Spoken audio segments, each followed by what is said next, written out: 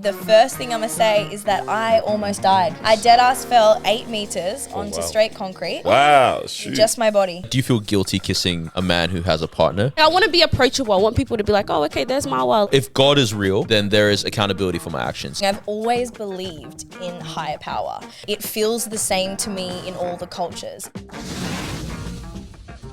Yo, what's up? Welcome back to another episode of the Disruption Podcast. Hello. Episode 267. Oh, you actually got it this week. I got it this week. Come on. We've got an hour and 20 minutes to entertain you. Thank you for joining us. If it's your first time, make sure you subscribe. If it's not your first time, that means you've come back, so you enjoy it. So subscribe. We love you. Like, comment, rate us on Spotify, whatever you're doing.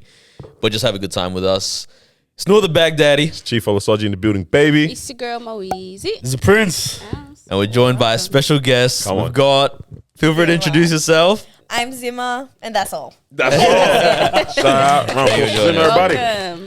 Welcome. Down. Thank you. You I'm know, really excited to be here. I love the way you bopped through. Like, you just came in, put your head out, and then walked in. Normally, everyone's like, yo, I'm downstairs. This is the first time. This is that's the first time that someone just bopped up with confidence and walked in. Parked in the right parking lot, took the right stairs. I actually didn't park it. There you are. There you are. I did, yeah, but I saw they're not open. Yeah. So I feel, You're and good, they you're didn't good. have security. I was doing all the checks. I Yeah. was just like, Damn, I how know long were you down there doing this for? No, it only took me 3. I'm smart. I figured out how to gotcha. get up here. I was Figure it like out. creative, and I Yeah. heard your voice, and I was like, all right, I'm in the right place. I love it. Well, welcome. Good to have you. Thanks for coming down. Thank You were talking before about how busy it's been Yes. in the past couple of weeks for you.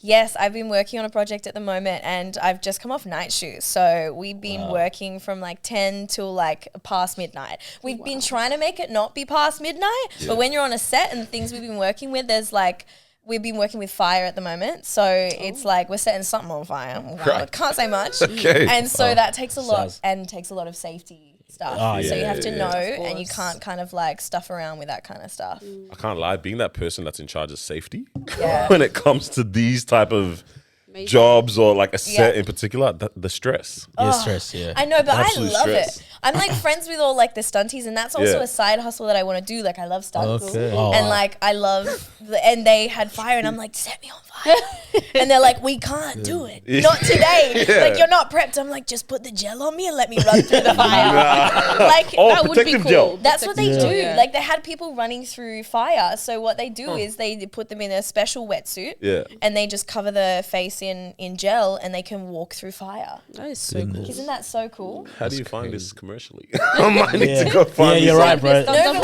when it's so easy once you're in the industry, and like when you're a Yeah. good person, and I can back myself, I know that like I walk in a space not thinking who's who. I'm just like, who's got good energy, you know? And Gravitate towards that. Yeah, you make friends, and the stunties are always legends because they just don't really care. They're just out here doing crazy stuff for no reason at all, but just for the thrill of it. And they're just down people that are very chill. And so making friends with them before they know it, they're like, come on every Saturday and we'll just break some glass on your head and stuff. I'm like, yeah, just for the vibe. Did sort of you vibes. watch that movie recently about the stuntman? I can't remember what it's called. An actual movie. I know about what it. you're talking about. I did watch it. in the with movies. Yep. yes. Far out. Wait, The link up that just yeah. I want to be part of this. What is it? Oh my days. What was the movie I called? know who. I don't know. Because but it was had the too people in long. it. I did long? not get what the point of the movie was. It was a really lot. long, but didn't it have Ryan Gosling? Ryan as the Gosling, that's main what I was trying to- person?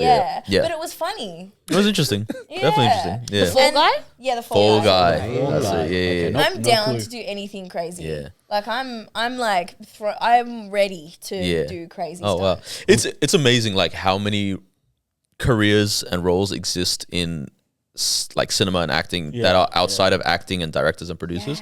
Like you don't realize like even like you know the safety coaches and all this kind of stuff, the intimacy coaches nowadays, all this kind of stuff. I'm like there are so many careers that we don't even like. You know when the credits come on, you see it more in film, but it's like the credits come on, you're like this does not. This end. everyone like like, it actually how's does not. End. everyone? Yeah, you're like everybody. I've been reading it though. Yeah, I see one of the yeah, top I've roles. been- Something grip. I'm like, what in the world? Grip 1, grip 2. Like, Yeah. what? I'm curious. What's a role that surprised you? Like, well, I didn't know that role exists in creating a movie. Oh, that's a really good question. Come on, Carlos. Oh, wow. I don't know. Like, Trying to get to film. I don't know. there is so many different roles that you can do, and sometimes like I love the continuity guys that like run around. So it's like if you're in a scene and you're drinking like a glass of water. One of the guys that I worked with, his name's Mark. He's so funny, and like he's got little gits and gadgets like to fix things and like to fake things. And I was drinking this glass, and he comes over to me after the take, and he comes out and he pulls out a marker and he just stares me in the eyes, and I'm like, what have you got? And he just pulls out an invisible marker and lines where my drink is and puts a little light on it, and he's like, yeah, and that's his job. He's like, I'm looking out, did you place your glass there? Let me fill it up like a little bit extra orange juice. You want some more? Wow. Like, you can do so much stuff. That's crazy because, like, I didn't know. you notice it, or if you like, 'cause I'm someone I'm that the pays type that looks attention. out for it. Yeah. I notice it. Like, I'll never forget. There's this one scene in Ted Lasso where I don't know if you guys have watched it. Oh, that's right? a good Yeah, show. yeah, Yeah. yeah. It's a good like feel good show, but there's this young Nigerian guy on the squad, and the owner of this club's an old British lady, and like they kind of have like a fling, right? Yeah. And then there's this one scene where she pulls up to his door late at night, and she's talking to him, and like her collar's normal, and then cuts to him, cuts back to him, and her collar's out. And I was like, oh my god, the show's so ruined. The show's so stupid. The show's freaking stupid. But I was like, as the actual editors and stuff, like you must fume when you realize that afterwards. How does that go through so many different stages? Well, the thing is, it's money. Because if you didn't, try to that run it costs back. so much to Yeah. do that Yeah, shot. yeah, that yeah. If you go back, you don't have the time to do it. Yeah. Especially with big Bro, actors, you got to now, oh, can we pull you out of your new project or For your whatever? collar. Just for this collar, you know? Yeah. That's like the Starbucks cup in Game of in Thrones. Game Do of you remember Thrones, this? yeah. Yes. The final season. How did that make it there? And whoever did that is like, Nah, they were paid by Starbucks for Oh, sure. sorry, They got yeah. their bag. They had to. Oh my. Yeah, when I think about it, I was like, yeah, that's wild how that happens. it is funny. It's really funny. And sometimes it's like, if I make little mistakes, I'm like, oh, I'm like, I hope you didn't see that. Like last night, so many of my nails kept falling off in the scene because I'm First like, of all, you got them banging back quick. Yeah, because I had to be for got them continuity. back I on just real got the quick. stick on one. Yeah. Because I be doing stuff. So Yeah. I don't know if it flies off in a scene. What am I gonna do? Literally, I and hear then that. then you touch your face, you got one not finger, and you had one nail before. Yeah. You can't do that. And then later on, then you got the nail again, and so Yeah. you gotta be on this stuff. And I'm like Wow. banging on doors, and so the nails are just flinging off, Falling off. like just going everywhere. Sounds like an aggressive role. We'll hear about it. It's not. Interesting. It's Yeah. It's giving me superhero. I'm trying to see what's going on, but hey, we can't talk too much. man. Fire, One day. nails, Yeah. main doors, yeah. What is a like dream role for you outside of the stunt stuff? Like an actual role for you? Like what's It's changed throughout my career, definitely.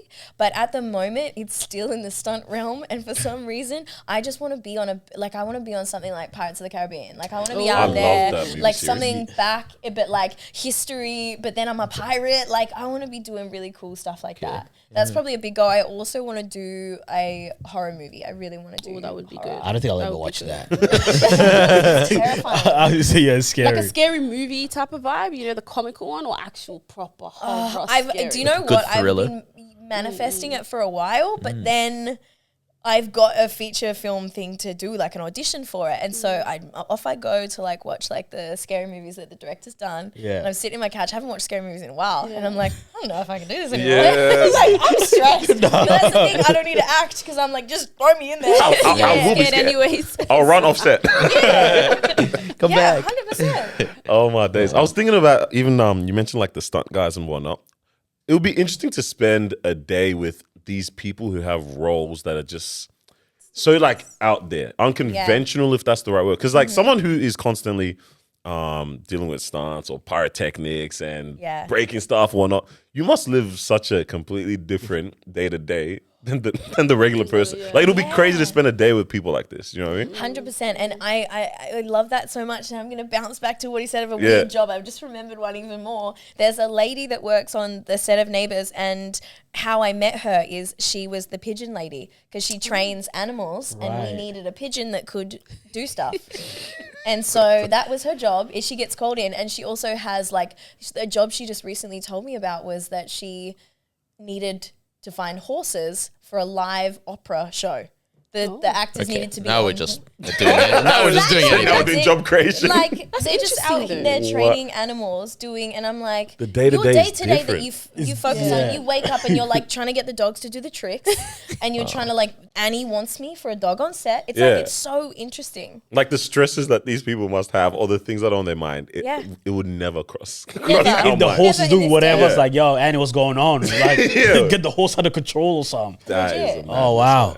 Legit. I was thinking only the other day, like waking up and I was staring. You know when you have one of those like midlife crises, when you're doing what you're doing. Yeah, right. It's like right now, if we sat and thought, like we've got heaps of cameras looking at us, Yeah. and this is what we've chosen to do. Kind Like, of hold weird. on. Do you know what I mean? I think It's about like, this regularly. Yeah. Yeah. So I was sitting on set, and it's like I'm looking at the fire, and I'm looking at like the people next to me who are like we're pretending to be really sad, and we're like pretending. Like, Life's so all right, it's, like, guys. So dramatic, Yeah. and it's just kind of like, and I'm pretending it's real. It's real, and I'm like, This is life. this is what I've chosen to get paid for. Yeah. Like, okay. Yeah. You know what's mad about that though? It's like you're acting, but there's someone out there that'll like connect with this character Connect so with the much, and it'll be character, like something really. Like, this sounds so stupid, but like for me, like Michael Scott from The Office, What, you it's can like act with it's him? somebody that I Go genuinely, there. I'm like, oh, I enjoy your vibe so much. And then you meet Steve Carell, and you're like, this is not the same Yeah, guy. he's the greatest guy in the world. To me, he's the greatest guy. Yeah, in the he's world. still good. Yeah, like. Talk to me about Neighbours. So you were on or still on Neighbours? I was on Neighbours for a while. So I was on Neighbours I moved to Melbourne in hopes to get Neighbours. Oh, where'd you move from? I moved from Tassie? Tassie. I'm a little Tassie gal. How many fingers? I'm playing. But I got a little scar on my neck. Yeah. Experiment 626. Yeah.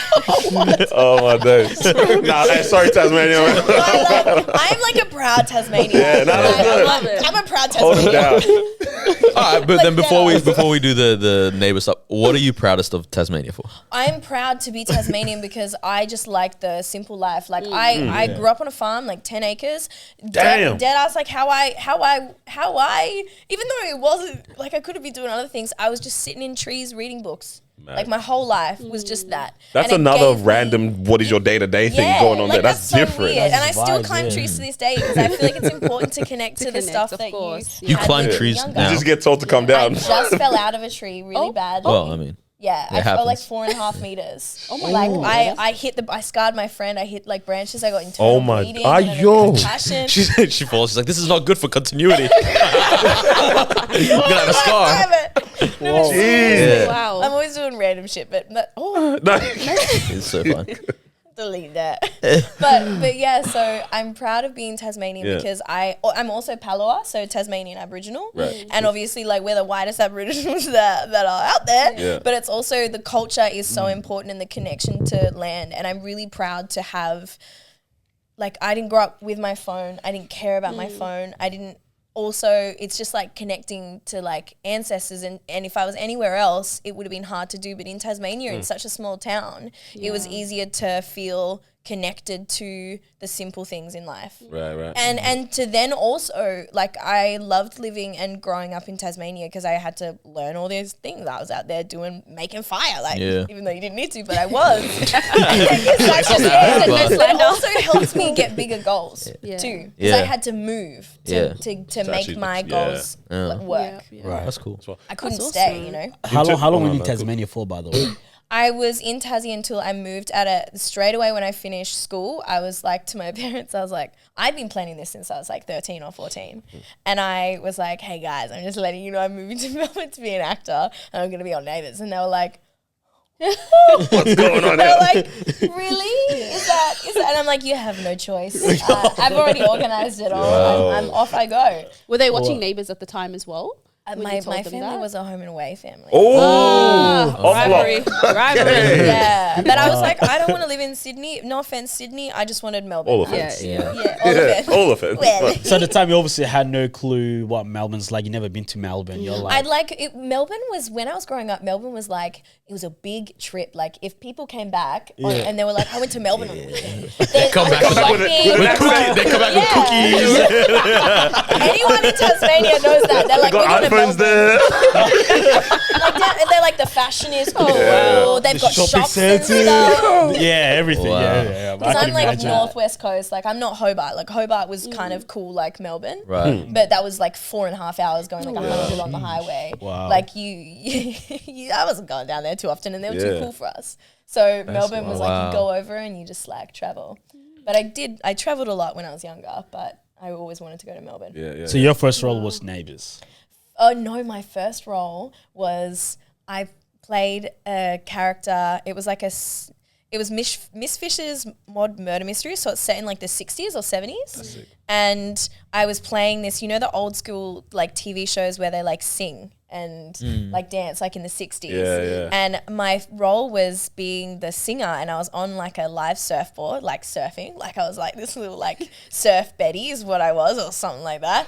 And I got to fall off this surfboard and die. That was my first job. I got to die in the water, and I got to electrocute. Wait, what? That was my first job, and I was How old were you at this point?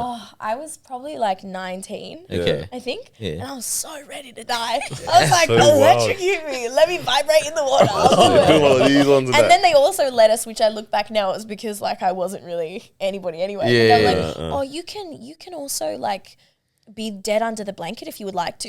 So I was like, put me on another scene. So they just put me under the blanket, and I just held my breath. What the? And I was listening to the acting, and I'm like, this is so cool. Oh, like a cadaver kind of. Yeah, Just, and they my left my feet out because Yeah. they were burnt. But I was the real, and then they also then called me in because they realized that I Like, was yo, you're loving really it. good at this. Yeah. And also, like, that's how I've always moved is like if you step in and you show enthusiasm, but also like inquisitiveness to like things that you enjoy, people are never mad if you're like, course.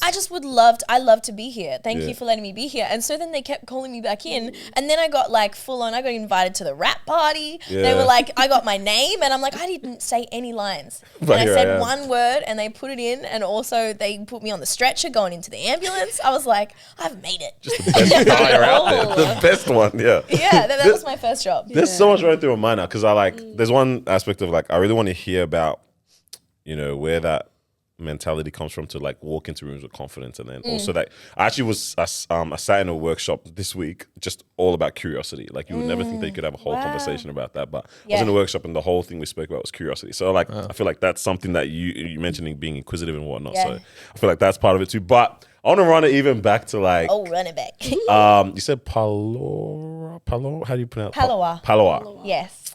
Was that did that have to be a journey to connect back? Because is that something like you decided to go on that journey to find out, or family and parents are quite connected, or Family was connected. It's like my family wasn't connected it, but they also wanted me to be connected to it. So there's a really, really cool guy in Tasmania, well, in my town, and he was the only one who did it. And he's like Guy Gray, and he was also Palawa. And it was so strange because like, obviously you can't look at me and be like, she's got Aboriginal heritage whatsoever. And in school as well, I made a best friend, and it's like we were so drawn to each other. And as we've gotten older, she had no idea that I was Palawa and she was Palawa. So it's like the connection just started, and it's her dad.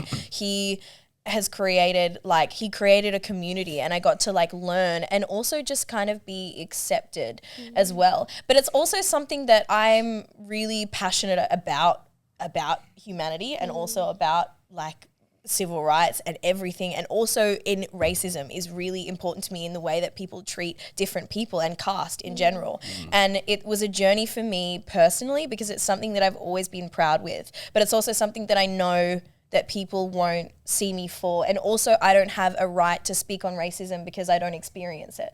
Like I have white privilege completely. So it was learning around the ropes so that I could be respectful to my ancestors. Also carry on the culture because it hasn't existed, or people struggle to believe that it exists, but it's beautiful. Like what is the culture like? What's it's like coastal culture. So it's like we have like really cute little like shell necklaces and stuff, and it's like I incorporate that as I get older, and also in the food. So it's, for me, I'm big on holistics as well, and like taking care of my body, and it's using the land to take care of your body. Like you know what you need, and Tasmania has like the most beautiful flourish of like agriculture that you can Yeah, I hear possibly. that a lot, yeah. Yeah, like it's just beautiful. Like we use wattle seed as well. So the wattle trees, like Yeah, yeah. wattle seed is used in a lot of our food. Interesting. But it's also can't tell you I've only ever just eaten that. yeah, but it's only just being. It's only starting to be blossomed now, I believe. Down in Hobart, it definitely was. So I don't have mob and in my town, apart from the people that I know, but it wasn't celebrated in the same way. But I'm finding that it's more celebrated now. So it's really like we don't also have language. We only have broken language because the colonization of Tasmania was so bad to the point that everything was destroyed. So it's only just started to be brought back. And because of the lack of history of it, it's like you have to be approved by different mobs that you have the heritage. That's the only way through family line and bloodline. Is there still that like is it identification? Not you identification, but like have- the identification kind of like certificate. I've got or a kind of little thing that Yeah. says like my family, which it's also as well like there's a lot of like different things like if I'm to need to show that as well, like it's so strange. And I'm like, but I love my culture. I celebrate it myself. It's something that I'm proud or more so support, but it's also something that doesn't affect me. So I just have to support rather than, right. do you know what I mean? Yeah, I hear that. So it's like, and I only just started being more comfortable talking about it too, because it's something I love and I'm passionate about, but people will look at me and be like, why do you care about that? You know what I mean? Why does that matter? And then you have to you? go on to explaining or whatnot kind of Yeah, thing. but it is so. We literally got almost eradicated. That was all the history. It's very everything. wild. Yeah, Very wild. Like I don't think we deep like just the concept of that. I believe there's nobody that's like full blooded anymore, which There's is like no that full is blood Palawa. insane. Yeah, Yeah. it's insanity. Yeah, and Australia's been moving. It's been moving mad. This place is. But we're bringing it back. Yeah, We're starting. There's now books and stuff around it, and there's cool. also our language is coming back. Not completely, but like it's there, which is nice. That's the thing that scares me sometimes when it comes to like culture, history, traditions, and whatnot. So we recently went back. I'm Nigerian. We recently went back to Nigeria. Mao came as well. And my grandpa is the only one still alive from his generation. Oh, well, except for his like siblings. But Yeah. He's my the direct, oldest. so like my mom's mom and dad have passed. My dad's mom's passed. So my grandpa's the only one left. And I was like, oh snap! Like we probably need to like just capture some of the stories from this man. Yeah. So Because- pass them on. Yeah, because I need something to pass on. I was hearing stuff about like I didn't even know that he pretty much was like not like kicked out of home, but he'd have to go and live with this auntie and live here, live there. He was on his he was quite young, quite having to be really mature. I didn't know how much they were struggling earlier in the days. I'm like, oh snap! Like if even my dad's probably hearing stuff for the first time when we went. It's like if we didn't have this moment to like try to capture this, it's just gone. And I was like, and when I think about that in terms of like other cultures and just traditions and everything else around them, I'm like, yo, there's so much that's just It's like a richness that disappears. Just disappeared. disappears completely. It's actually it's mad. It's but I'm like, is that there's things we need to definitely preserve, but does it become a part of just that's how It's more we so- move? Yeah, I feel like there's things when there's things that obviously you can see in like religion and also in culture that transfers today in ways that like big companies and money and all those things have taken away from us. Yeah. So it's that thing of the element in making sure that you can stay connected to things that are intuitively known. That's how I feel culture is. Yeah, it's like some things just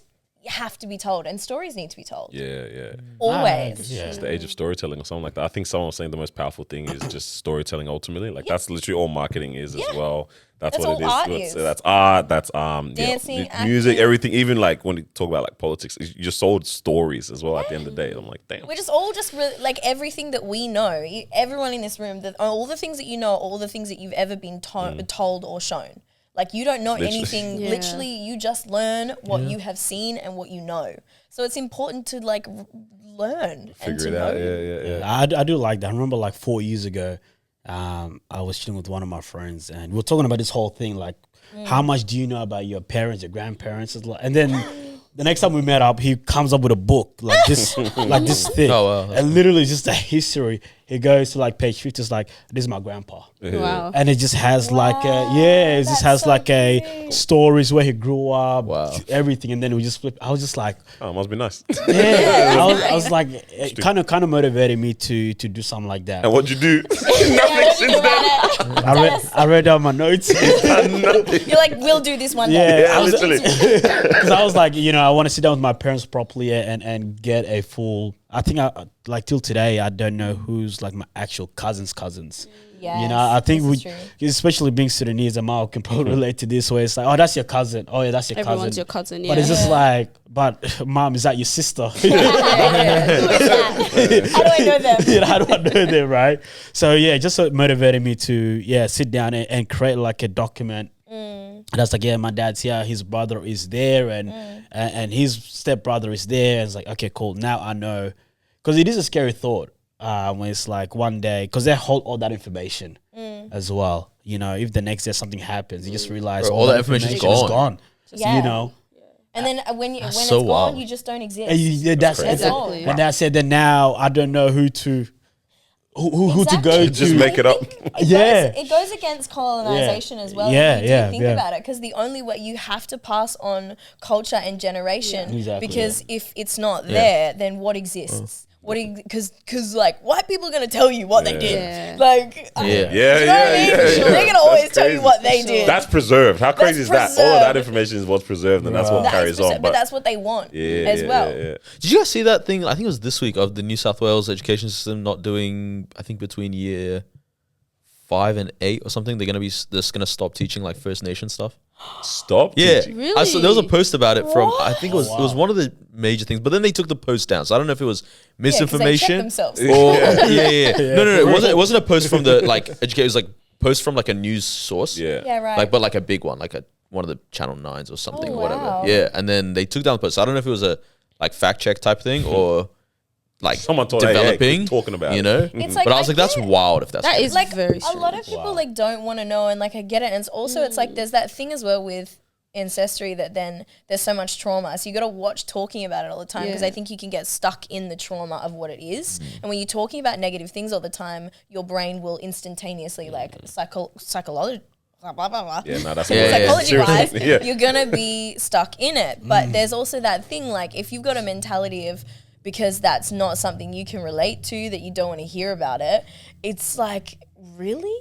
Like you're going to stick in your bubble and you're going to stay there. It's going to make you uncomfortable to learn about something else. How about you just eat the same food every single day? You're not allowed to have anything else. If you don't want to learn about things, or you don't want to be like, that's cool, then you're not allowed to eat different food. It would just block us from experiencing how cool everyone else is. Yeah. That's a mentality I've had for a bit in terms of like, I hear that with the whole like stuck in a, what's the word, psychological? Is that what? Psychology wise, stuck in that like negative mentality. Because I know a lot of the times I'm like, again, I don't want to watch another slavery movie. I don't want to read another one of these. But then I was like, but there is, I guess, something different in terms of harnessing that story and the perspective that it builds out of that. So it's like there's a balance with it as well, I guess, at the end of the day. But yeah, when people are just fully on either side, where you're fully just like block it out, it's got nothing to do with me, or that's all I focus on, I don't contextualize that with the rest of the world, then it can be, I guess, detrimental like either way for sure.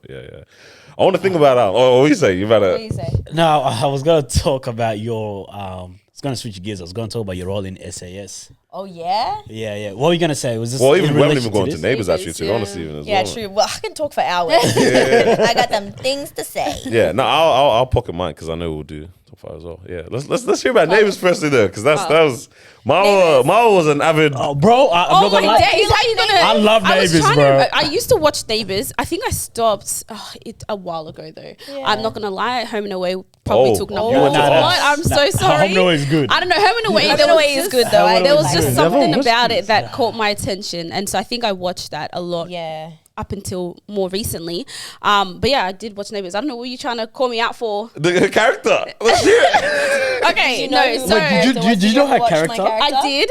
She's And I was crazy. trying to like think back, because I said that I didn't necessarily like your character. That's fair. She Yeah, was doing but I some was crazy trying to wanna hear remember it. why exactly I didn't like the character. Well, 'cause But she was it wasn't naughty. always. It wasn't always. It wasn't like, every single time I watched it, I 85%. didn't like you. But yeah, a lot of the times it was just something about the character. I was like, Get her What off my was- screen, please. It's legit. Like she was always doing naughty stuff. Yeah, She was A super bit impulsive. cheeky too. Yeah, I Super think that's what it cheeky. was at the time. Yeah, Like- when I was Okay. watching. I came in like straight away and like the first scene I ever shot and also the first scene I ever shot on set and the first scene I ever shot saying lines and on a big set Oh, snap. was like jumping up onto a bar and pulling tequila into my belly button and saying lick, sip and suck. And I was like, this is a lot for me. Like this was My dad. This is I will say made for good TV though. It made Made for for really good good TV, but TV. that's So I don't know that Yeah. this is what goes on in Neighbours. No, this, you missed out. I've never watched I've seen Neighbours. Neighbours, but there's some crazy Never stuff. watched Home and Away. No, Yeah. I don't understand this because I grew up a couple years in America and they had Days of Our Lives, and I remember my mom used to watch that, and I was like, I don't understand the idea of a show that has gone on for like 20 years, 30 years. Other than The Simpsons. Simpsons, I get it because it's like it's not real. No one's getting older. Yeah, this is true. Yeah, but like the soap operas, I'm like, I don't understand the concept. Like asking of me to be invested for 20, 30 years is too big. this is Australian culture, Too big. man. Yeah. I'll only do that Neighbours- for my wife and my mortgage, and that's it. Home and Away Neighbours is Nothing literally when I think of Australian culture. I think of those two shows. I'll take it. Yeah, I Yeah, think for that's sure. For sure. Yeah, because like I started watching that like since 2006 up until When you Yeah. first come to Australia, I think everyone gets introduced to my aunt- Neighbours or Bro, Home my and aunts Away. were just Citizenship. watching that Yeah. back. My aunts were watching that back to back. and No then- way. Yeah, and then we just all got into it, and then we started watching that, and then a bro, funny literally image. Yeah, at, just- at 6:30, the family will just get to Yeah. sit all Sit down. around But that's and what we soaps watch are that. for. Yeah. It's like intense, but not too much. There's Yeah. so much Yeah. going on, and soaps were created for those moments when Exactly, you don't yeah. have brain.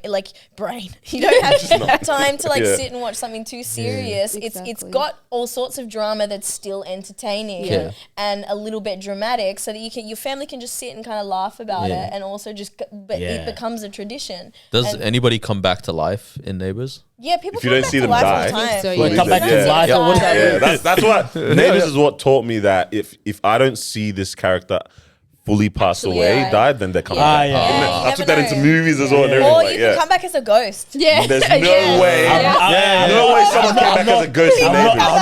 not seeing that. Neighbours. I'm not seeing that Oh, one. like as in the Yeah, Like yeah. appears to the person, all that stuff. Yeah. Then you have like flashbacks, so Yeah. you can get called in for a flashback. Yo. But yeah, Like you're sometimes right. I'll get like a little like bill where it's just kind of be like I paid like $10 and it's because they like they went back to a flashback for like 3 seconds and I'm like, all right, hilarious. I'll take it. Oh, that's hilarious. That's But yeah, nice. you're right. If you don't see them die, Bye. That's how long? How many years like was that? I was there for 3 years, almost 4 years. Wow. It was there a long period of time, Yeah. but that's also what I wanted for Neighbours, and I think it holds such a great space for people learning, and that's why I wanted it, because it's long running, and also the Yeah. hours are it's a full-time job, and that's also why I wanted it. That's I didn't cool. want to do something that was like a couple days a week. I hear it. Do Yeah. you know what I mean? I wanted it to be 9 to 5. I wanted to be grinding and also in a position where I didn't have time to think about whether or not I could do it. Do you know what I mean? And Neighbours doesn't give you the time. Yeah. Like you do pretty much like in the past, scenes that we're doing when it's intense stuff, even when it's intense and they're running out of time, you do one shot. Wow. Like just you have go to get through, it right. you do, whether they do the wide, you do like a close up, and then if you're close up, it's a one shot. So you have to just be so on constantly. And to know where your marks are, to know if you're blocking someone's shadow on their face, but also thinking about what you're talking about, it just gave me so much knowledge. And I came back for the 4th year for the like finale, and it was so good because I'd gained respect for, as they saw me when I was like so little, from like 20 till like older. I don't know when I was 23, forgetting. And then I came back when I was 24, and I'd gained so much respect that like the directors would let me, because there's multiple directors throughout different weeks Yeah, of course. and different blocks, so you're working with so many different people. Yeah. And location and studio. So you're in the studio or out with different people, and there's different people you listen to in those regards, and different people that do different things. And I could and can step on and annoy them to a degree. Yeah. I'll be like, what are you doing? Like, what button does that do? What does the cameras? And the directors will teach me, and they're under the pump. And like, I want to possibly direct in the future, but Neighbours is like so hard. Yeah, like you have to do sure. so much. Yeah. It's cool. I mean, especially Does- that quick turnaround, I can Yeah. imagine. Yeah. Like you got Doing Neighbours or a show like that full time, does it pay pretty well? It paid well. It paid well for me and definitely for, it depends where you're at, but it was really good for me to. Like a young person. Yeah, for a young person, and also just like to not stress and to like pay rent, and also like. Because that's the common struggle, right? Is like, especially in the creatives, and it's like, oh, I've got to try and, you know, book this thing and book that thing and whatnot. It's like, as opposed to actually having a full-time role, it's like, that's a, alleviates that 3 so years much. is that's really good. Yeah, you're lucky. It's contractual. So I was contracted for 3 years. And so the first year you're at a certain rate, and then slowly with the years it will get more. It will increase. Wow. Yeah. But you're doing, like, I was doing like 4 episodes a week. Wow. And like you're working, like long days. And some days it'd be like I remember the most scenes I had in one day was like 13 scenes. Yep. And 13 scenes is like 2-3 pages of dialogue each scene. Wow. So it's like I've got a great memory. I've always been good at memorizing scripts. It's for some reason I can't remember what I did yesterday or where my car keys are, but like hand me a script and I'll learn it in like 3 seconds. But Neighbours helped that even more because as well it created, it's like I didn't have time. Each day was just each day. So I just learn like a Monday that when I get home, I just learn what's to come. Yeah. And like when I came back for the 4th year, I thought it might be difficult. It's now even better. Like I don't even need to look at the scenes. And sometimes they'd stump you and they'd add a scene you didn't know. And it's like I just sneak up behind the director and look at what they're reading and just say my lines. And you just learn it on the spot. And you just say it and you just do it. Man, I just realized there's so many different components. Yeah. Like, where do you even have the time to learn if you're shooting 4 times? And it's then like exercise. It's then feeding yourself. Yeah. It's then like sleeping on time. Like there's so much that you have to, like so much hygiene around it that you have to do to take care of your mental health too. Like how do you practice? Do you practice in front of a mirror before? No, well, it depends. I used to be really different. Now it depends what the role is. If it's Neighbours, for me, I know her so well. So 3 years of the same person, like I was more Roxy than I was myself. Wow. So I would be staring in a mirror for 2 hours to 1 hour every morning in different clothes that aren't my own and looking different. And staring at myself. Wow. And that was already hard. That got a bit much. And then also then you're like, I have a husband on the show and I'd be like pretending that man is my husband and kissing him all day long. Love of your life. For like days. And so it gets strange. And like you just are like, it becomes your world. Yeah. And you're like, crazy. She goes up trying to call her husband. Like, that's not my husband. I was gonna ask, because I've always had this question where it's like, with the intimacy stuff with acting, at what point do you go like, you can't be trusted to do intimacy? Relax. Okay. Fall in love, bro. Like, like as in, does it ever go offset? Does it ever? Are you ever like, oh wow, this kiss doesn't feel like acting? Like, I mean, sure, for some people, I've known it happen for other people, and it's easy, and it makes sense as to why that would happen. Yeah. Like if it's like me, imagine like you just get gifted, and they have to kiss you all day long, but you also got a good connection, and you're like, sensational. Oh, like this ain't that bad, huh? I love going to work. Yeah, so what do you do after? You just get to get paid to like make out, and it's like, you want to practice some lines, and you get to be like, oh, you're my husband, and it's like that's great. Crazy. But for me, like it hasn't affected me or that way. I haven't like. So they were all bad kisses. Yeah, I was gonna say, you haven't met the 10 yet. No chemistry. I just no.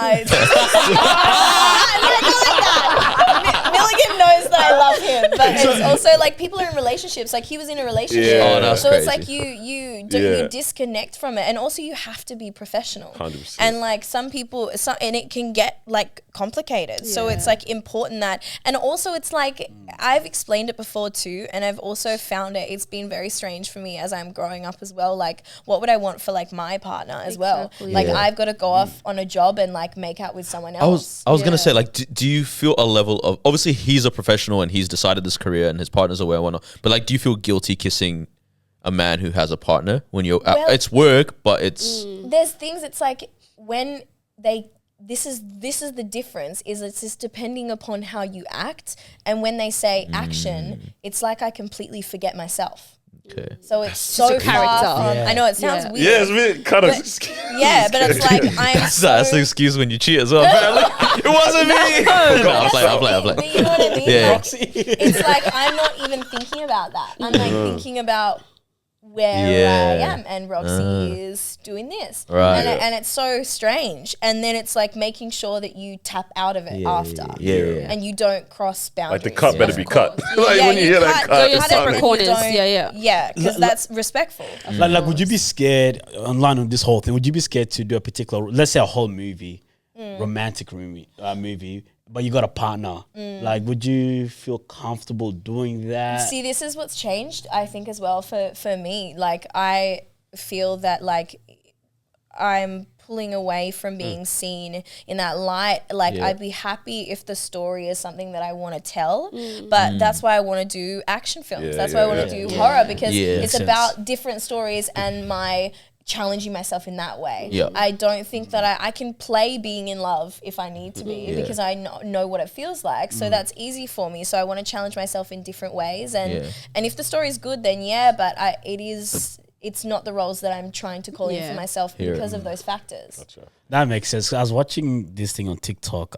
This is when Mr. and Miss Smith. Oh yeah, Who's that? Brad Pitt and Brad Pitt and thing. Jolie. I think at the time where they were shooting that movie, I think Brad Pitt was with Jennifer. Yeah, or Jennifer was- Aniston. Yeah, Aniston? but but they shot that so well that he fell for her. Yeah. Right. Shot it so well. No, like no, for real. Like everyone's like, yo, this connection is just like, this is good connection to a point where he ended up. I think they were married at the time. I think he ended up. It's like, yes, it's a good connection, but I have this using it as an excuse. Yeah, it's using it as an excuse, but it's like. It's also like have a think about it. Like I'm really into psychology, and like I study all the things in the ways to like master your mind pretty much. And if you're going to put yourself in that position, like any reality that you put yourself into, you're going to fall into it if you're not careful. Yeah. So you That's can facts. do that with anyone. You can fall in love with anyone if you really put yourself, if you put your mind to it in the way that it is. So you have to make sure that you don't get caught up in it because it's not real. And you're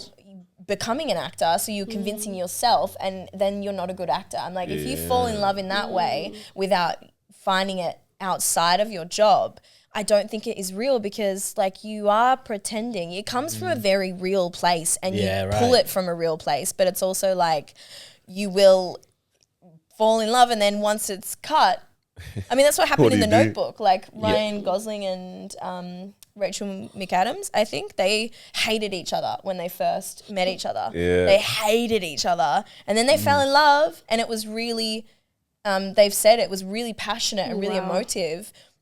And then they weren't together. Then they broke up pretty fast. It's just like, I guess, because I think the reason that happens is the chemistry in your brain. When you, in acting, think of acting, you have to be completely present to whoever you're talking to. So no faking, no layers of self, all the things that disrupt relationships. So you break down all those walls, and you actually have to pay deep attention and connect to that person. You're going to feel seen. You're going to feel like you're falling in love. actually feel it too, Yeah, so it makes sense that it gets real big and a bit, because if you haven't done that outside in your real life, then this is the that's one. gonna feel like the one. That's you know? crazy. You know what I mean? I feel it because like our brain, especially Yeah. you're eliciting probably the same kind of like pathways, hormones, feelings, like physiologically. Yeah. And I know like our brains are so smart, so crazy, but like They're still trickable. exactly. And a very serious daydream. Yes. And the reality of life, like our brains interpreting Manipulated it, into you know what I mean? believing Like it, thinking it's both are real, you know what I'm saying? So yeah, being in a scene, that's crazy. Yeah, being in a scene where you're literally bringing on, drawing from these real emotions, these real experiences, and then your brain is also now having the same kind of signal firing as a real scene.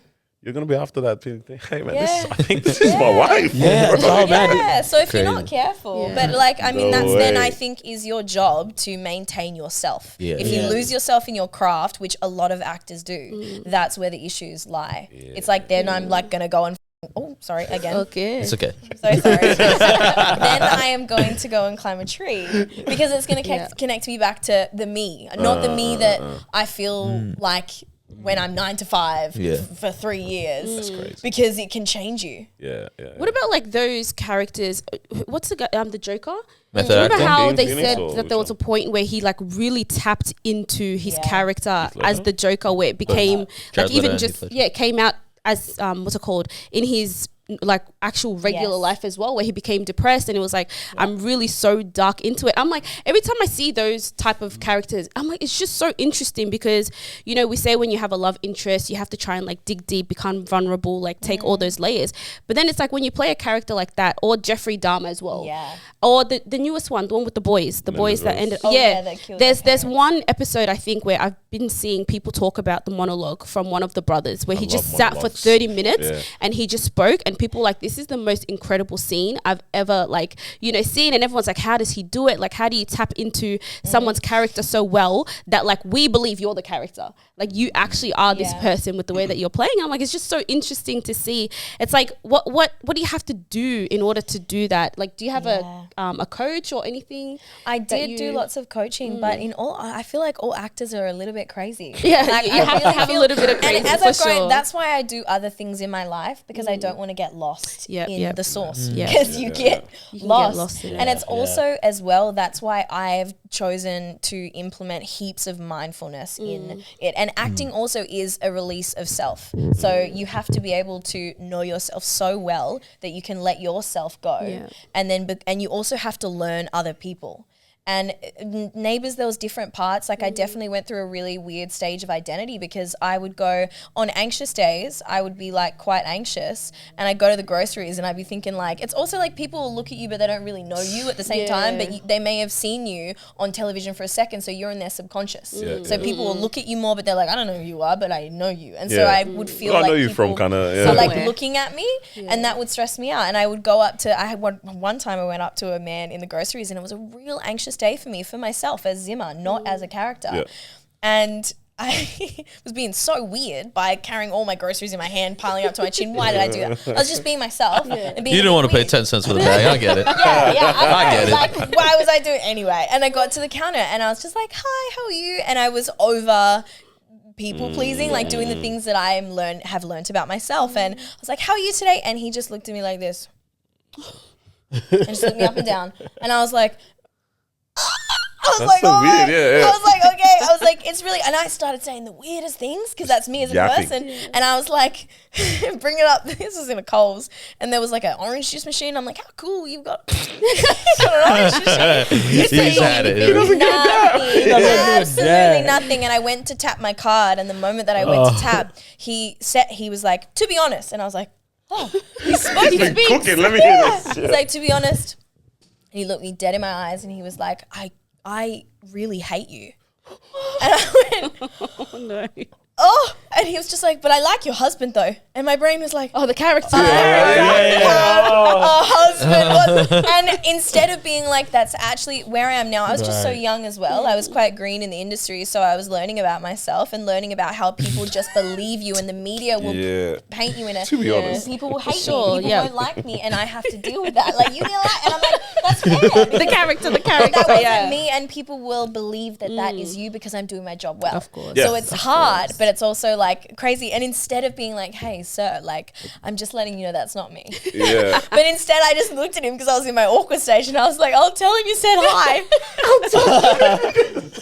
I just walked away, and I was like, oh, I love that response though. So like, again, how do you, I know you don't control that, but what measures do you put in place? I think a long time ago we had a conversation about The Rock and his contract. He said he always has to play the good guy. Yes. Right? Because he comes across as like this alpha male, and I think that's why he's such a likable person, right? Because of the character that he plays. The media will paint you in a way. Exactly right. I think a big one is also Game of Thrones Joffrey. Whereas when people see him, it's like, I hate you. Like, it's not I hate your character, it's like I hate you. Yeah. Right? It'll go both ways. Like, you'll get people that, like, I would get sometimes hate mail about just me, but then I get on the other spectrum of people being like, I'm so in love with you. And I'd be like, this is so weird. You don't know me. This is very hard. As you go in this career, and when you land big time movie shows, is there a particular thing that you would want to add to your contract? I'm moving so far away from being sexualized because of the way that I look, and also just being removed as well from the stereotypes currently. That's been my goal. That's also why I did SAS, because people didn't know my personality. They didn't know me, and they didn't, and like, I just wanted to do something that tapped into more of myself. Yeah. That's cool. And got to be myself. I wouldn't do reality usually, but also I obviously you can tell I like all the stuff where you're challenging your mind and also your body, those things that I've always loved. And I'm quite down to earth, and you won't see that in Neighbours, and it set me up in a stereotype that was sexualized, that was also hard to break out. And when you're a woman in the industry, it can become really hard. They just believe you to be that, and so I'll only get typecast as someone's girlfriend or like someone who's not nice that is sexualized, and I'm like, that is so far from the stories that I want to tell. But also then that's why I wanted to play Roxy, because I slowly made her by the end of the year so different from what she was, because it's also, I was like, well, women are going to be seen this way if they dress this way, if they do these things, if they are quite opinionated, if they are quite impulsive. And I was like, I'm going to play the role so that someone's going to see it and someone's going to like it. But that's how I'm moving away from just being seen as a body or a face. And so any audition that I get in that's like, she's so pretty, she's so this, she's so that, all it is about the way that I look, I will deny it. Because sometimes that's how they select certain characters. They, you know, I'm pretty sure your talent manager will send through like a portfolio. They look at the height, they'll look at photos, they'll look at this. They're like, yeah, cool. Flat? Yeah. Crazy. That's it. Because I can imagine that's how they do it. They do it that way. Yeah. And it's just also like, it's hard as well, because I just don't want to be seen in the way that I look. And that's why I'm really changing that up. And my agent knows that now. But it's also, some people will tell me that like I'm sacrificing my career because you should play into it, like how Margot Robbie went to Wolf of Wall Street, and then she did do a good job and she did all these other things. But for me, I'm like, I actually don't want fame. That even though I'm in this craft, I don't want fame and I don't want success because I like the art. And also fame is not something that, and money is something that is so far from what I want to attain. That's actually, it takes me away from the core of who I am. And so if I'm like catapulting just to be seen, just to get more views and to just get more money, it doesn't align with me. So I'm like, I'm not going to accept them because I'm not going to enjoy them. But if I get to be on ropes and get to cartwheel on a pirate ship, I'm like, I'm down for it. That sounds Put me fun. in, coach. Yeah. Do you get told you look like anyone? Because I've been trying to work it out this whole episode. Yeah, I do get different people, and do you know what that is? So that's also a psychology thing that I played on to get Neighbours. So to audition, I got in front of the producer and I deliberately picked a scene of an actor that I looked like, because when you familiarize with someone, you like them more. Yes, that makes sense. So and I get Reese Witherspoon sometimes, and so I picked a Reese Witherspoon thing. And then makes so much sense now. And then there's an Australian actor called Teresa Palmer or something that I get.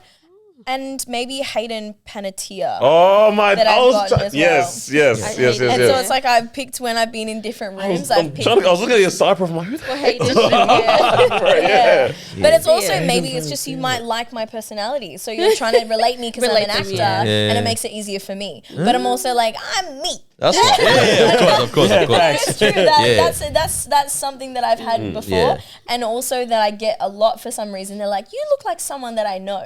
Yeah, and I'm like you. I'm like, good. Yeah. I was gonna say on the personality thing, right? Like especially with mindfulness, and I feel like you've probably taken a lot of time to try to understand that a bit more. Do you think how different do you think you are from like previously? Let's say when you were in Tasmania.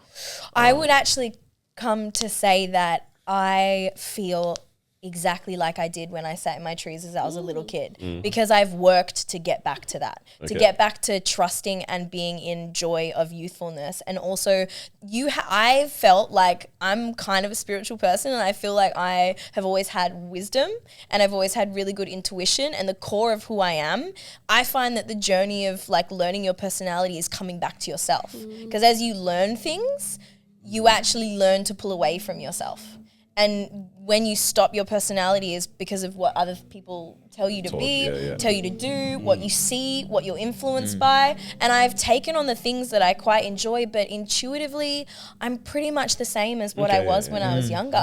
I'm just as playful. I'm just as deep when I want to be. But like, I'm just out here sitting in trees when I want. But then also like, I'm doing other weird things. I'm so multidisciplinary, and that's me as a person. And as I got older, I felt I had to fit myself into different different boxes. And now in the spot that I'm at, I'm like, I am so much and I don't need to fit my personality into one box.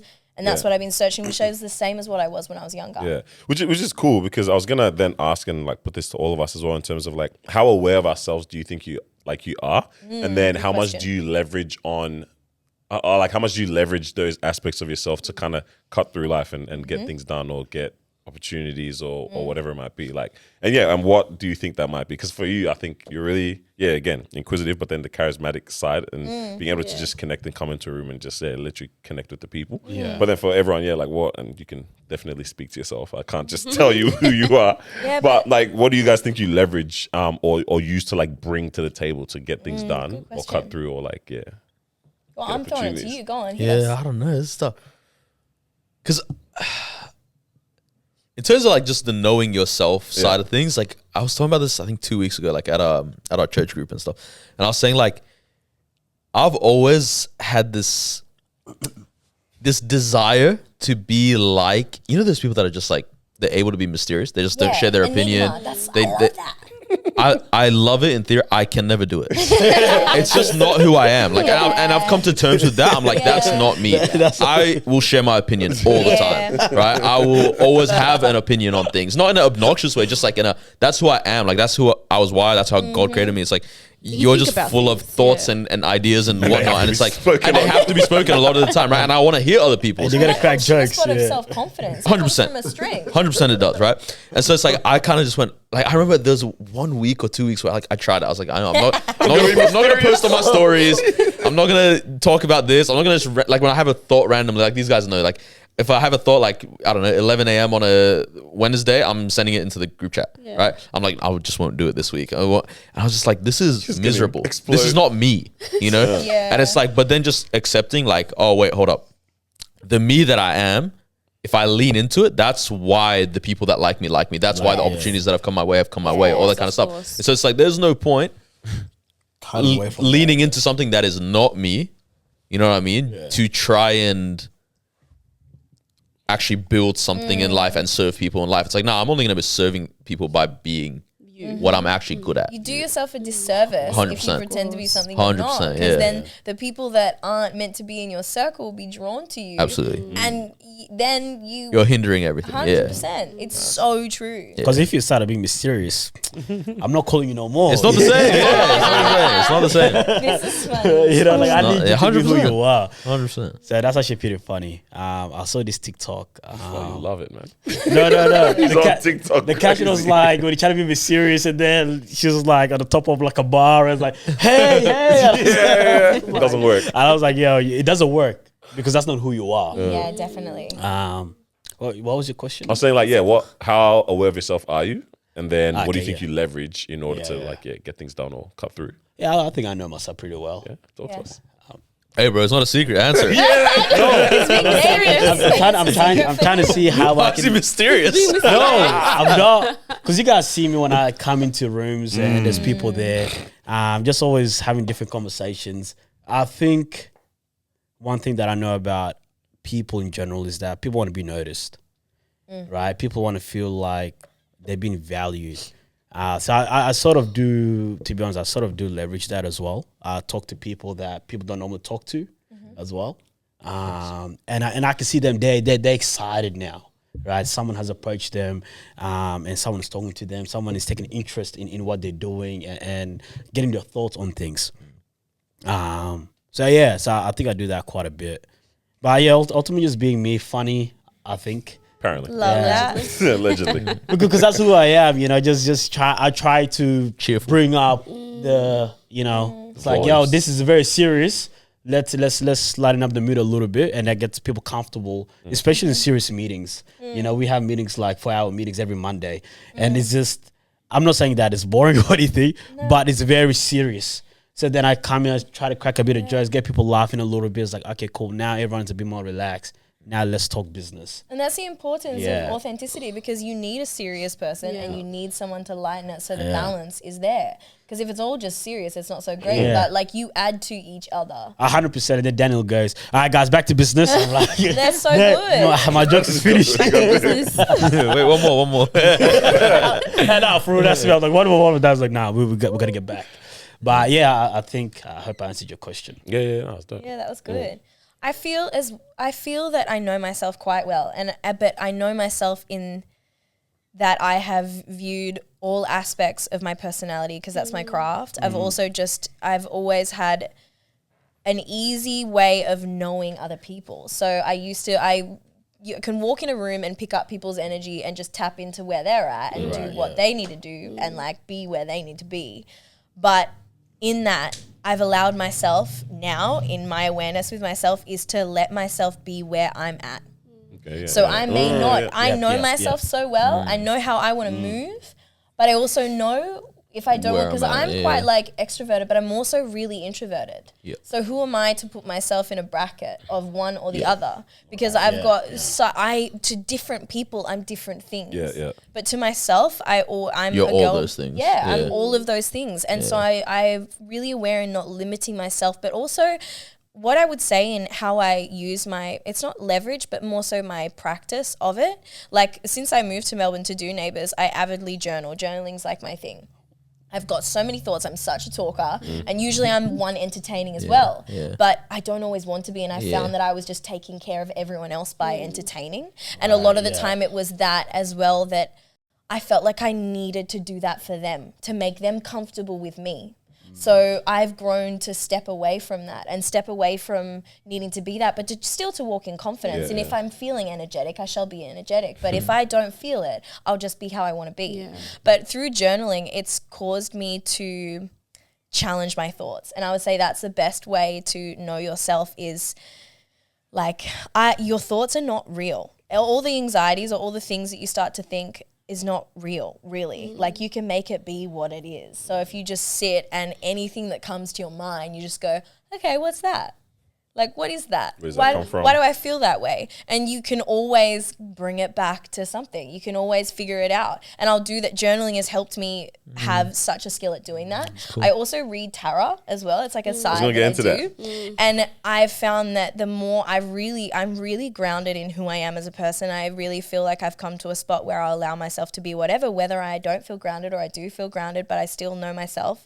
I'm still self-aware. I make sure that I don't treat people differently and not project how I'm feeling onto them. And that's self-awareness. But in reading, it's like knowing myself so much has made it so easy to understand someone else. But also then on top of that is like stepping into situations with that knowing, that inner knowing, but stepping as if you know nothing. And that's helped me be super aware of myself. So strange to say that. What is the tarot readings like? Because I'm a Christian, I'm pretty like we're spiritual people as well, but I've never done a reading, got a reading, and obviously like growing up, mom is like, don't go, don't look at that, don't read that, don't tap into that. What is that? What do you think it does for you? And just I believe in God. I believe in Allah. All of the thing. I was actually chatting one of my best friends. He's Nigerian, half Lebanese. He gave me the same shit. Nigerian and Lebanese. he felt the same. And I believe in God very much so. And I believe for me that tarot helps me actually tap into it. And if I'm to gift someone, it's not what you think it is. If I was to read your tarot, it's not what I don't have a little bowl that's like, someone's going to die. I'm not like that. Like, it's not like telling something. All that tarot is for me is a deeper connection to myself. So even though I'm gifting you, I'll usually do a past, present, future. The past will let me see why you are the way you are. And the future will, obviously, the present will show me where you're at and where you may be going. But I always say to everyone that you already know this in the same way that God has a plan for you. That's what tarot is. And you can change your path at any moment by any choice you make. And the tarot helps you kind of be like, and I say it, even though I'm tapping into people's like minds, it feels like, because I'm like, I know you and I see you and I know that there's these things that are important to you. And I feel like it's a way for me to be like, be your higher self. Like, this is the path that's been chosen to you. And right now you may be going off it. or you may be like doing something else, you know, and it's important for me. I find it's like a way to tap into. And like, I don't know how people, because I believe in God, I'll slowly slip it into like some people and that's out of the realm of what tarot is. But I also find it's a great gateway for people to have higher belief. I was going to say, how do you reconcile that? Like, what does that Wait, also, do? sorry, because you said you believe in God, you believe in Allah. Is that like, like I'm an Arabic speaker, but Christian. So outside of Arabic speakers saying they believe in Allah, because Allah is just God, but it's like my parents are Christians as well. They'll say like, we'll talk about God in Arabic and they'll say Allah, right? But it's like outside of Arabic speakers, I would associate it most of the time with Muslims. So are you Muslim or? So I have been practicing Muslim culture at the moment. That's what I've been solely focused on. Have just been researching. I've always believed in higher power and it feels the same to me in all the cultures. In the core of it, it's just being a good person and also like not trying to believe anybody else's their accomplishments or their achievements take away from your own, and also that you can add value to every space, and also you can just trust in the journey that you're on. You have no control of the direction your life is in, and all of the religions kind of say to that, and I think that it's a core knowing that all humans know and have.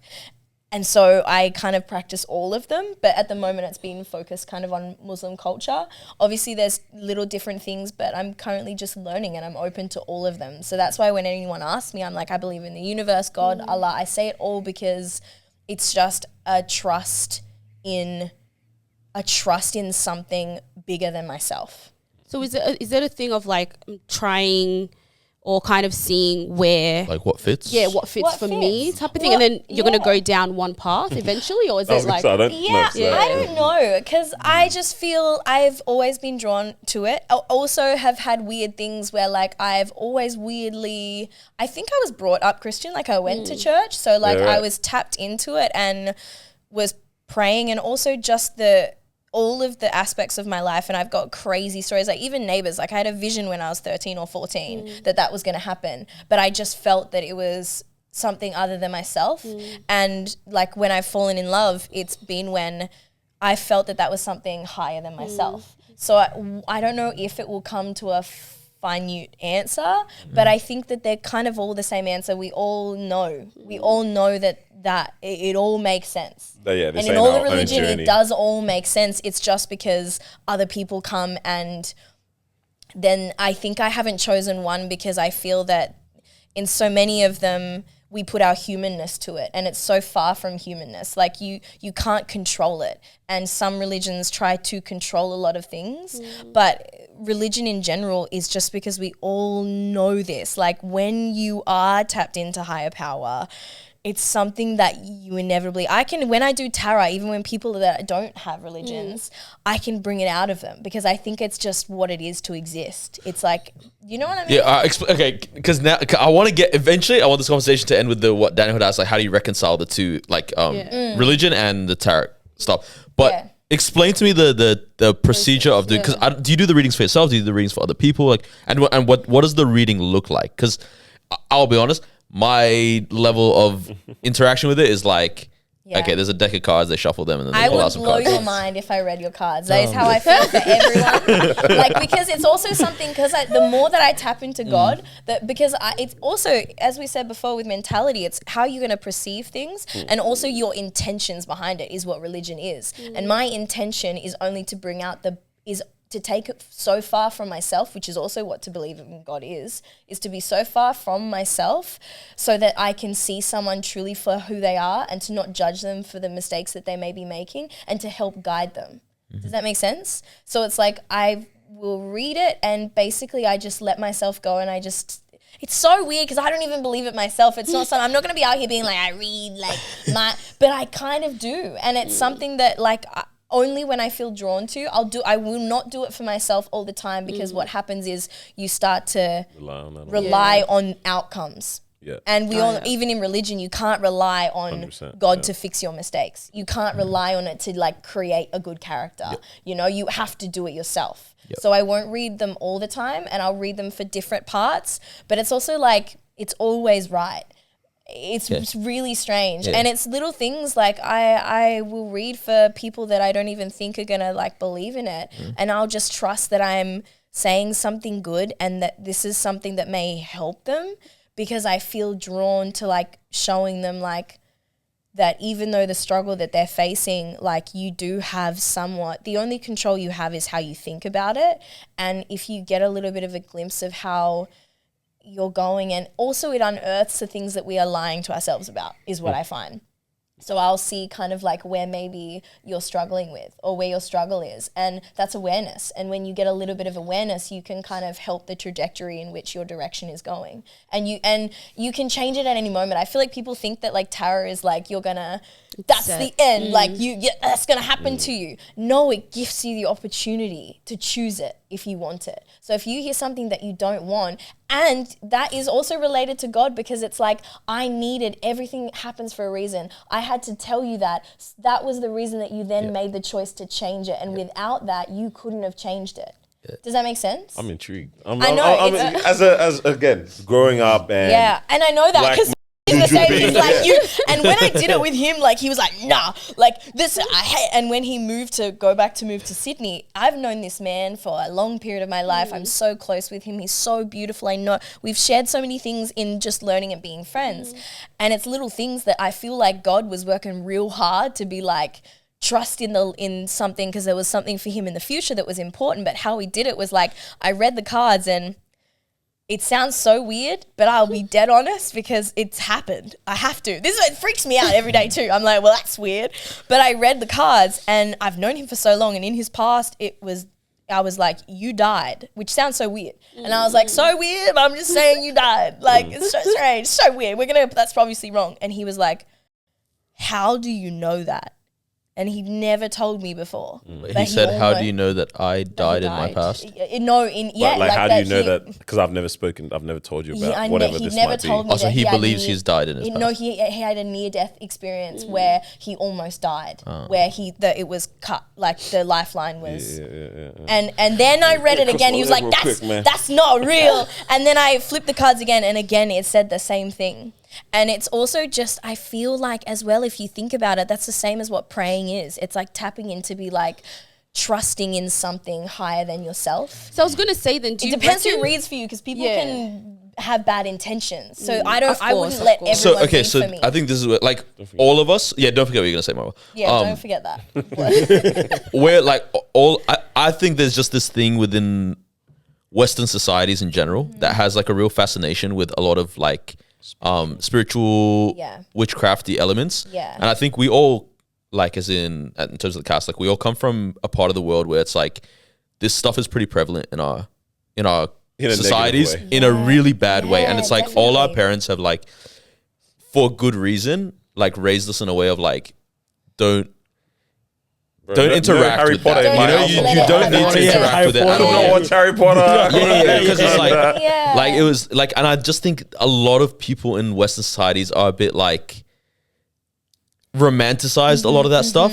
I agree. And it's like, I don't know, like I'm trying to find this kindest way to say I don't rate it. I get what you're saying, because it's also like, but I completely agree. Because I'll say is like, for example, like, whether you grew up Christian or you're currently practicing Islam or whatever, it's like both of those religions will also tell you do not interact with that stuff, right? Yeah, so then I'm like, for your sake, I'm like, you need to. For me, I'm not stressed. I'm not stressed for you, but it's like you're kind of like going, I'm in this one and I'm in this one, and it's like both, and these ones are telling you don't do this one. Yeah, but the thing is, it's all about, I completely agree in how I think spirituality can sometimes be used because people want to control, and that is not what I use it for. And that's whenever you want to control anything, that's when it's wrong. And that's when you should not ever try to control anything. Sometimes people use tarot because they want someone to love them. Like it's things like that. And the tarot for me, I'll be dead honest, and I'm just like, you can't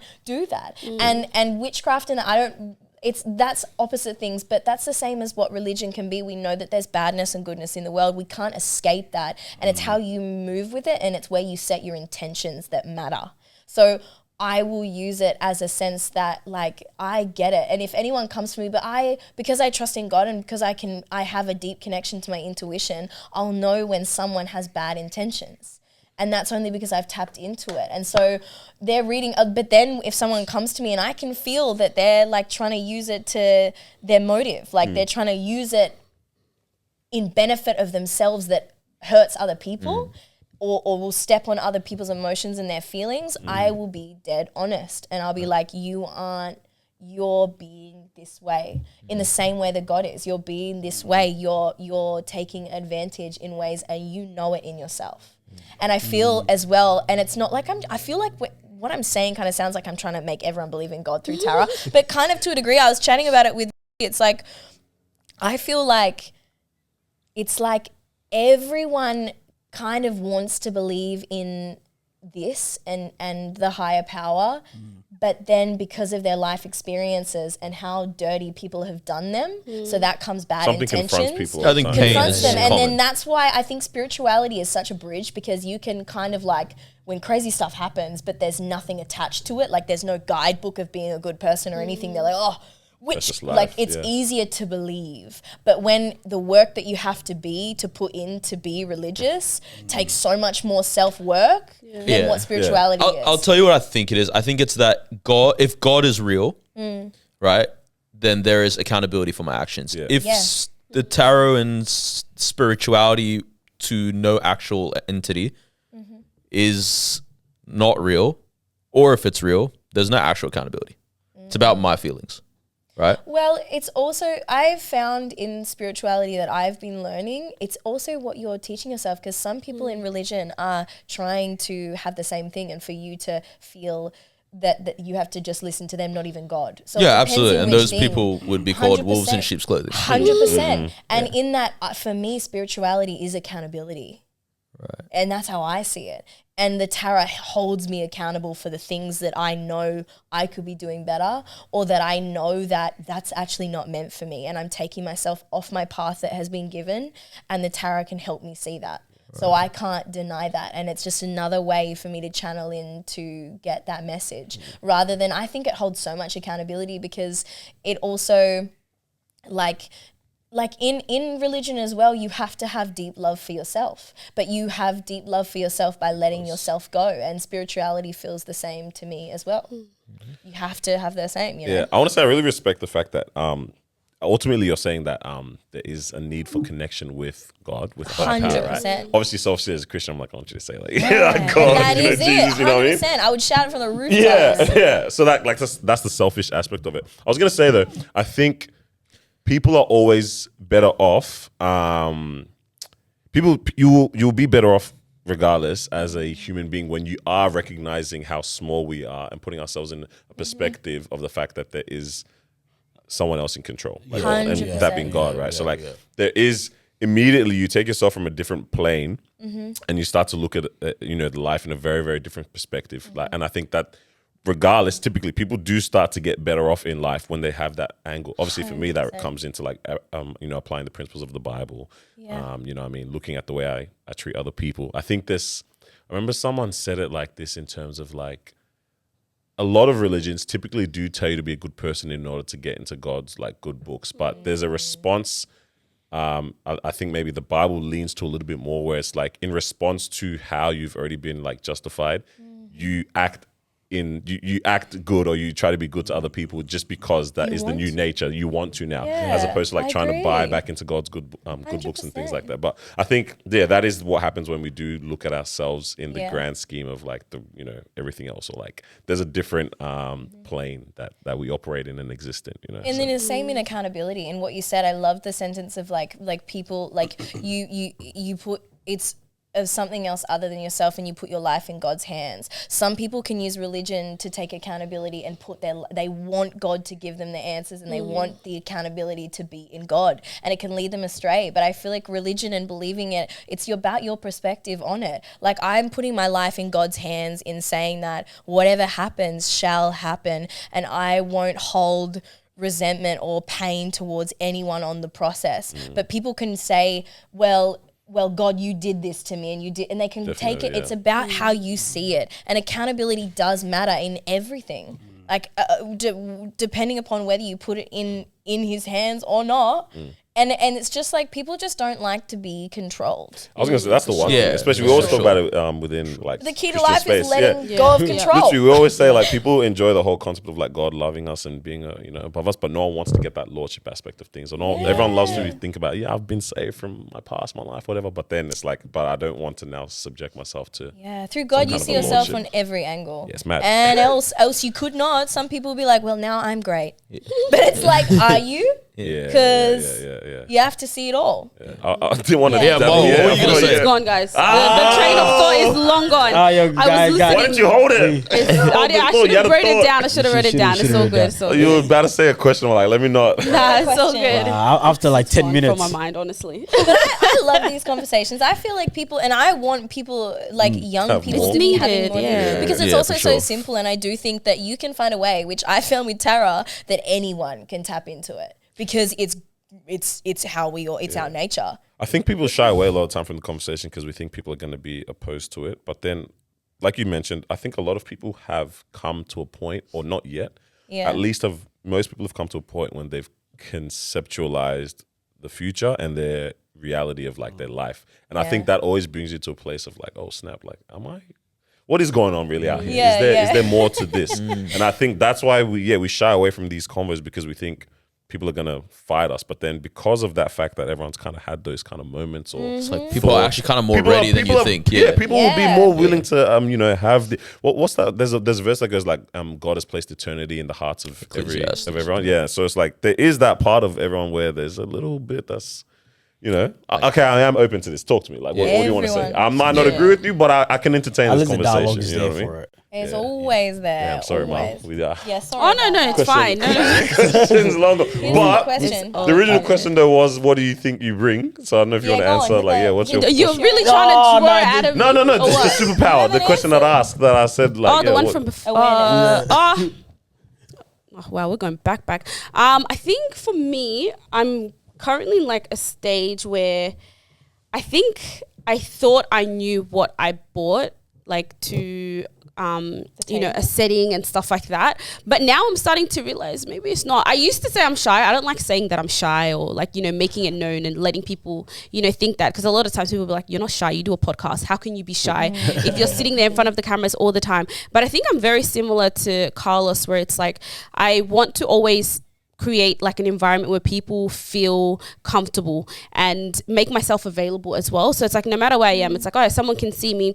I know back in the days people used to be like, oh yeah, you're resting bitch face. So like, I didn't want to approach you and stuff like that. So it's something that I've consciously tried to like work on, where it's like I want to be approachable. I want people to be like, oh, okay, there's Marwa. Like, let me go sit with her, speak with her.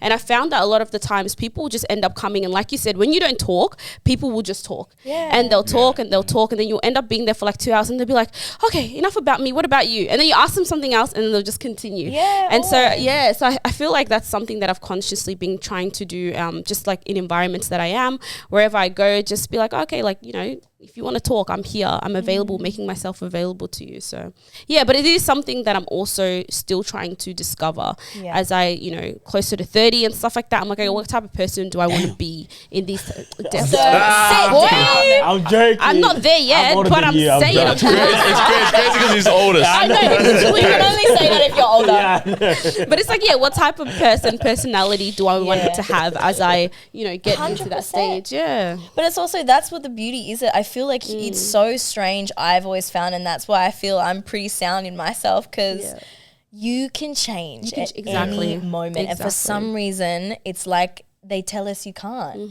It's like suddenly if you want to be a hermit, you want to go live on a mountain, go do it. Run it up. For what else? You know what I mean? Yeah, Like yeah. you can go and do whatever. And if you're stepping in to change a version of yourself, to me, I'm like, my hat is off to you instantaneously. If suddenly you're bringing a new element to your personality, wow, Switch what it a up a good little. job. Yeah, thank That's you. brilliant. Thank you. And there's no need to be like, like I'm just testing, I'm seeing if I'm going in the right way, seeing if I'm doing that. It's like, like the fact that you're willing and open to in looking yourself, I would say that's such a self-aware answer. Yeah. Well, thank you. Come on. Trying. Daniel, answer the question. Oh, me as well. Yeah, I think you pretty much took my answer, actually. I was going to say, I think what I do is I can very quickly understand who people are, or like at least just know how to relate with people. And I think that's what's allowed me to Navigate. cut through, because I was thinking about at work. I'm like, at work, they all think I'm a jokester at this. And I remember someone asked me a question like, yo, how do you function like in life? Like, clearly nothing goes like right for you. You don't take it serious. And I was like, first of all, I'm actually a big CEO of a community organization. In my mind, this is what I'm saying to myself. I'm like, I'll do this, I'll do that. And I'm like, you know what? I enjoy the fact that no one necessarily knows just how much I'm constantly thinking about things, but that allows me to be the one to know how to relate and navigate around other people. And that means I can cut through. No, they'll sometimes not take me too seriously, or I'll be in a space where they do take me seriously because they know that's how I need to present. But I think just the fact that I know, who people are, how I can read them, and how I need to navigate that, I think that's helped me like crazily. Like That's awesome. fit in retail spaces, in professional spaces, in serious meetings, joking. Like, I think I can connect in an easy way just from people, that ability to kind of like read. And sometimes I really can't be bothered connecting, and I'll just and you don't need and I think it's pretty obvious. I was like, damn. Sometimes in like a meeting or something, if I don't bring the comedic relief or like, what's wrong? everyone's like, what's wrong? I'm like, I just can't be bothered. Hey, I'm tired. I was like, it's not everyday connect, but I'm like, oh snap, do you have to always have that on then and keep that up, or are you allowed to sometimes just not want to connect with people? But I think when you're known as that, it's harder to step away from it. In the end, we're all thinking about ourselves, and in the end as well, you cannot change how someone's opinion. No matter what you say, you cannot change their opinion of what they're going to think. I could walk out this room and you go, like, that girl is crazy. Like, don't like her whatsoever. But you thinking that, if you guys fill that room with that energy and you think that, and I step out, my day doesn't change. Facts. Who I am doesn't change. Yeah, that's hilarious. Whatever you think. So it's so good. You don't need to, like, that's such a good thing. Do my own thing. Yeah, I hear it. I was gonna say we haven't done the top three. Top three, right? Yeah. Maybe we'll round that up. We do it, or does not have to? I only just realized the time. 15 more minutes for me, but then you guys can keep running with it. Then we'll go into the conversation then. No, we can cook it. Yeah. No, go top three. All right, cool. We'll do a top three. So, She's like, she's like, what? I love the confusion on your face right now. What is Like that? as of literally today, I've got game. this like new commitment Give me on a Sundays. So game. yeah. Awesome. Yeah, so it's a game. So many things to talk about. I know there is. So I'll give you guys like a topic or just a thing, and you have to list the top three of these things in order, and then obviously whoever gets the most in the correct order will win the points. Yeah, you win. There's nothing to it. It's just pride. Just bragging rights. I just wrote top three. You just get to be the best for the episode. Okay, wait, Australia's I'm biggest deleting game. that. Okay, cool. So today's top three, we will do. Hold on, where's my list? I'm scared. Where is my list? I had two lists, but then there was just too many answers. Yeah, you can look up. Yeah, he's a cheater, so just be careful. Oh my lord. Bro, I'm anxious, man. What's the top three? I want to hear it. Sorry. Okay. Today's top three is top three popular Australian reality TV shows. Oh, So I was gonna do reality. I was gonna do TV series, but there were so many different answers that my mind was just it was just too much. Like, what do we So what consider is- what as is it? reality? So we'll do reality. Reality. in Australia, like In Australia, Australian, yes. Current? has to be Australian. Yeah, it can be shown anywhere else, but like it was made here. Okay. Yeah. Like, It was made here. Yeah. Today's top three is top three most popular Australian reality shows. So who wants to kick us off? damn. What's I our can go. list looking like? All right, Chiefality Olasoji. Chief for who? Oh, I should have gone Chiefality. like a See, Like that's show. what I That's my had. name. I was trying Okay, to think of a name love this it, week. love it. Oh, so I've gone smart. number My one, future rule and maths. Maths is so smart. Married at First Sight. Number two, My Kitchen Rules. Number three, The Block. That was meant to be an honorable mention, but I couldn't think of a number three. I don't think you can have honorable mention. So I had to bring The Block into I it. didn't do. Don't change anything. I'm not gonna change anything. I've done F Boy Island Oz because I know that there's Oh, an that's Oz a new one though. Yeah. And I feel like people like that one. And I just put SAS because I'm gassing myself up. Shout out. And I know it's not, but go watch it. And then I just put Love at First Sight or something. Wait, did you mean Married at First Sight? Yeah, Married at that's what I was First trying to Sight. say. That's what I was trying to hint. Yeah, Married at First Yeah, Sight. for someone that's on TV a lot, I think that's a pretty bad list. Because I don't watch reality. Same, yeah. I actually don't watch TV. I don't. Yeah. being I got on it Master so Chef. Nice. That's I got Big Brother. I know Australians love Big Brother. They do love Big Brother. And I got my kitchen rule as well. The block was my second, and then I thought Are of you Big changing Brother. stuff over there? Oh no, just rubbing out. Yeah, Okay, so double checking. that's my top 3. Yeah. Okay, cool. All right. I did have MasterChef and My Kitchen Rules as honorable mentions, but I think Bachelorette or Bachelor, I don't know which one is What third. about that? That was a banger, bro. Amazing Race is second, and The Block is first. I thought Amazing. I thought too. I had the This is good. Those are some I had honorables. the block, really but good. took out the Survivor block. as well would have been an honorable maybe. Survivor. Yeah. Yes, people Yes. love Survivor. Yeah. What an idiot. All right, let's hear it. All right, I cool. took out the So block. I can't I'll believe go it. from top 5 just to kind of like, give us a suss of what's happening. All right, so in number 5, we've got Married at First Sight. 5. That's On in there. number 5. Yeah. Yeah. That's actually pretty. That's up there. Married Wow. at First Sight. Yeah, but there- People love that. Yeah, They wow. do. People love this. People love love. Yeah, All right, I don't know how you guys are gonna feel about this one in Bro, terms I'm supposed to show of, up in terms to of my board reality. away. It's number 4, but The Voice Australia. I was thinking, that's but I'm like, that's not That's reality. Voice. All right. The Voice. All right, cool. So our top 3 Wow. in number 3 Nice. for Australian reality shows, we've got Australian Survivor. Oh. In number 3. Damn, None Daddy, of you you're guys right. put that down. Yeah, you Daddy should've. was right. You should have listened to yourself.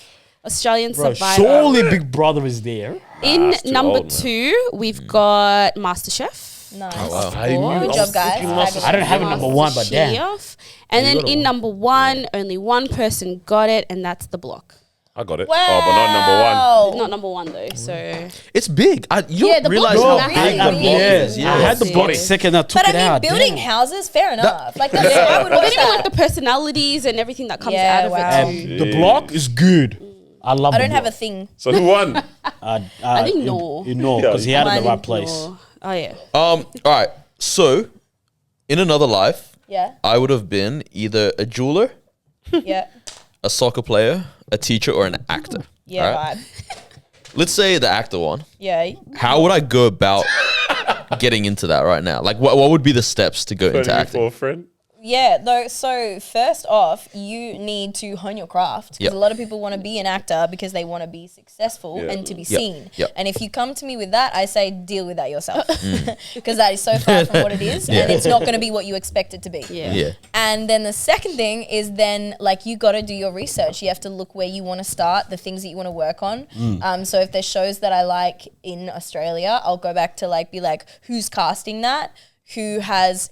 You have to get an agent to get auditions, and it's a lot easier to be with an agent than be Yeah, for freelance. sure. Yeah. So you then have to get a show reel together, which is tape. So doing school and doing a show reel to then present your work to someone that's then going to be like, okay, I'll put you in the room. You just have to back yourself and take all the little steps. So I just researched it, and it's doing your own research because it's constantly changing. And wherever you're at in your life, it will be different for you. And like the one thing that I find actors do is they ask actors how to do it, and I'm like, you're asking the wrong people. yeah. You're really asking the wrong people. You need to be looking for the people that are going to get you in the room, and an actor can never get an actor in the room. That makes sense. They Yeah. have no control. We are the puppets. Yeah. Like we don't call the shots whatsoever. Yeah, yeah. That's Did you take your notes Enough for down? you know, yeah. Oh no! I just realized I don't have enough time to become an actor now. No, you do. Wait, why? You always do. Yeah, You can slide in. I believe that you can be anything you want at any moment. Facts. Like I've actually been thinking I might just become a philosopher. I don't know. I I'll could. go for it. That's Or I sick, really though. wanted to be Like philosopher as a profession. That's a profession. yeah, that's a profession. How do you- philosophy How do you with life? You philosophize? come up with different philosophies around life. Or to dig up to dig up Oh, fossils. and dinosaur that. Yeah. bones. What's Yeah. that? But that takes like 7 years or Paleontology. something. And I'm like, I don't got time for that. Yeah. I feel like actor's the one like thing that you can do at any age because in movies you have people ranging from different Morgan ages. Freeman started when he was like Yeah. 60 or something. Well, there you go. And I feel old like is the it man doesn't now? matter how Bro, old that you guy has been 95 my whole life. Yeah. He's not that old, is he? He's Up old. there. Hold on, he's up old. there for I'll sure. check Yeah. out. I Is it the 88 or 91 I didn't even between get to that? tell you about my SAS. Well, no, Yes, that's yes, what I want to hear we've about got now. it. That was Oh, is that good. already? I've Yeah. got Before it. this guy dips. Yeah, go for it. Go for Yeah, I it. want to hear about your experience about it. Yeah, it was sick. Let's it lock was in. so Yeah. good. But I'm a lock in the first thing I'm gonna say is that I almost died. Oh my gosh. I dead ass fell 8 meters onto wow. straight concrete. Wow, shoot. Just my body. What? And didn't die. What the heck? Wait. You can't okay. tell me you can't believe in Wait, God. what? All right, yes, absolutely. But Like- says this part, like, was that That was a real bad mistake. It was a But mistake. It was a mistake that wasn't meant to be made. And I got intuition to not do this task. It was one of the things I felt I got a message to not do it. And I didn't go against I didn't follow my intuition. And and like it was also, I felt like I was caught at the bottom because I was meant to land in the water, in the ocean, which was 10 meters above, to get to like an escape boat. It was this whole thing. And if I had landed in the water, I would have been paraplegic or dead easy, because it was 10 meters in the way I fell. But what happened is just I got tinily caught. My backpack got caught on one of the ropes that was there as I just went to jump forward. And because I'm so little and the backpacks are so heavy, it like catapulted me and threw me back on the concrete where I climbed up from. It made no sense. And like I was in the Middle East and it took me like 6 days or like 4 days to walk again, the shock in my body. And I was like in some army hospital and they all kept doing scans and stuff because it didn't make any sense as to how I didn't Did the whole set go quiet? Well, it was horrific. Like to start off with, the 2 camera guys because they have to constantly follow you, and I don't get to meet them, but they constantly like follow you. And imagine like following someone just hit the ground at that. They were scarred, so their production stopped for the day. Like, and they just like brutalized the last because they didn't want to do the rest of the things. They stopped the task that they were doing, and first because I thought, and they all thought, I broke my spine or broke my legs because I couldn't feel this leg, couldn't wiggle my toes, and I was in so much pain. And obviously falling from that height, I was like just lying on the ground and I was like, I've just broken my back in the Middle East. Like I've just become paraplegic and done that to myself. But I didn't. Were there any major injuries? Or not? So my arm will never be the same. Like it's kind of bent in this way, but it was just it was so lucky. Like I got a hairline fracture in my elbow and a hairline fracture in my wrist and tore all the muscles up there. But my body was just the shock. It did stuff me up for a very long time. Factory reset at that point. Just like shut down. But I had a whole, I was so excited that I didn't die. I was so happy. Of course. I was like, The right side. let's go. And I really enjoyed the experience on SAS. It was, I really loved it. So it was something that like my morality around that was, I was just happy to be alive. And also eventually now I'm like, I kind of could have done better in that area. But it was also just like, I am so thankful. Yeah, and after falling out of a tree just recently again, they would what was that? I was going to say, like 4.5 isn't that bad anymore. Yeah, exactly. I was shocked at 4.5. But that gave me the worst concussion. I didn't get a concussion from falling 8 meters. Hey, there's no rules to this stuff. Wow. But also, may I say in that, like, if we're going to bring it back to just like how you should be as a person, when I fell, so it kind of slows down like a car crash, right? You actually does go slow-mo, which is the weirdest thing to say out loud, but it does. And I remember every single aspect and every single moment. And in all honesty, falling was the most, I just accepted I was going to die. Yeah, wow. And it was the most relaxing thing. And that also saved me from injuring myself. Like that's why when drunk people get hit by cars, they don't have time to react. You don't have time to react, and you're also relaxed. And if you relax in life through shit things, you don't die. That's what I'm taking from it. I just trusted it, and it was also just so like relaxing. And but I didn't die, and I was like, what? Okay. Wow. What was everyone's? Sorry. No, you go. What was everyone's? How did everyone react? Or they're like, I don't know if I want to continue with SAS anymore. Well, they didn't tell them. So they didn't tell them until after, and they saw me like in a wheelchair after, and then they were all quite shocked at it, but they didn't tell them because they didn't want to freak them out, and fear can do crazy things and make you stuff up. So when they're doing such challenging things, they weren't going to mention that whatsoever. It was only till out, and I also saw that one of the camera guys in the airport, and I'd never met him because you don't actually get any interaction with any other humans apart from the people that you're with.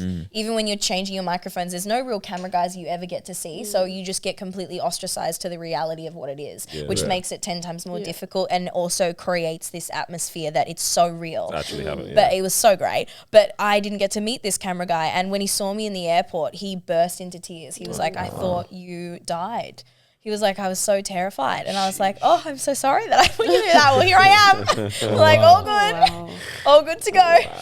But it was hectic. So that they aired all of that? Yeah. They aired it, but they just cut it kind of pretty much. They were just like, she fell, but she's all good. Yeah. And I was like, and they were like, the psychologist was like, it's too traumatic for you when you don't need the footage. So I haven't seen it, and I'm like, I think that you guys were like, you know, probably shouldn't be saying this one, but you guys know. But it's also like, because I'm an actor, all of the fans, because it didn't make any sense, and they saw where I fell from, and there was like, there's no way she wouldn't be dead or she would alive. So everyone was like, she's an actor, this is fake. So to have that taken away from me, I was like, guys, that's wild. I almost died, but I also was something that I didn't want to talk on at the time. So I was like, that was traumatic for me, and I'm recovering. So because I think watching stuff like that. Lovely to meet you, by the way, also. Thank you so much. By the way, listeners, I got to head off, but it was very fun. Do this again sometime. Thank you so much. Enjoy again, bro. I was gonna say, as the audience watching, I think we just got so used to TV and acting, so it's like someone jumping off a plane and then we're like, okay. Like it would never cross our mind to go, are they okay? Or do you know what I mean? Is this That's the issue of the desensitivity around social media and our outlooks right now. It's like people become so desensitized to like humanness and experience, because you're like, you lose compassion. That's the scary thing about, like, scary, but I guess there's some positives with where we're moving on. But us, like, what is reality now? You know, so many things can be deep faked. What's real? What's real content that's going out? There's so much now. They're just like, I don't know. What do I believe? Is this real? Is this a real story? Is this? It's just it definitely, like you're saying, takes away from that human aspect of everything now. So it's like, how do we even relate with what we see, what we consume? Yeah, so. they didn't even air some of the stuff that I thought they would air. Yeah. And I'm like, we got kidnapped. Like they were like in the middle of the night. They like I was the closest to the door. And like I at the first night I chose to take my shoes off to sleep because I slept in my clothes, slept in my belt, slept in everything. I was ready to go. I was like, they're gonna do stuff. They're gonna beast you. So they beast you in the middle of the night. Yeah. And so I was getting ready for it every night. And they say that that's what they teach you too. It's like the moment you relax. Is when they come. But also if you're constantly expecting, it will never happen. Yeah. So it's like you're going to bring that fear to yourself. So you actually just have to accept that it's going to happen, whether or not, and just be ready for when it comes. So you learn really good things. But it was like, one night I took my shoes off, or one night, and they take ages to get those army boots back on. And I was like laying asleep and I'd hardly slept. Boom. And next minute, I was right next to the door. They kicked the door, the metal door that was right next to my head came flying off the wall, and they threw smoke bombs in.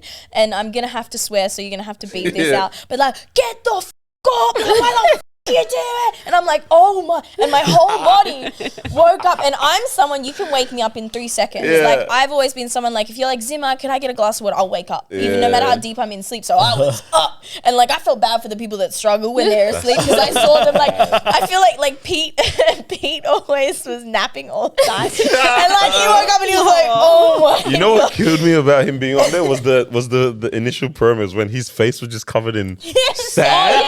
I was like, man, that did my guy dirty, bro. Look at these shots.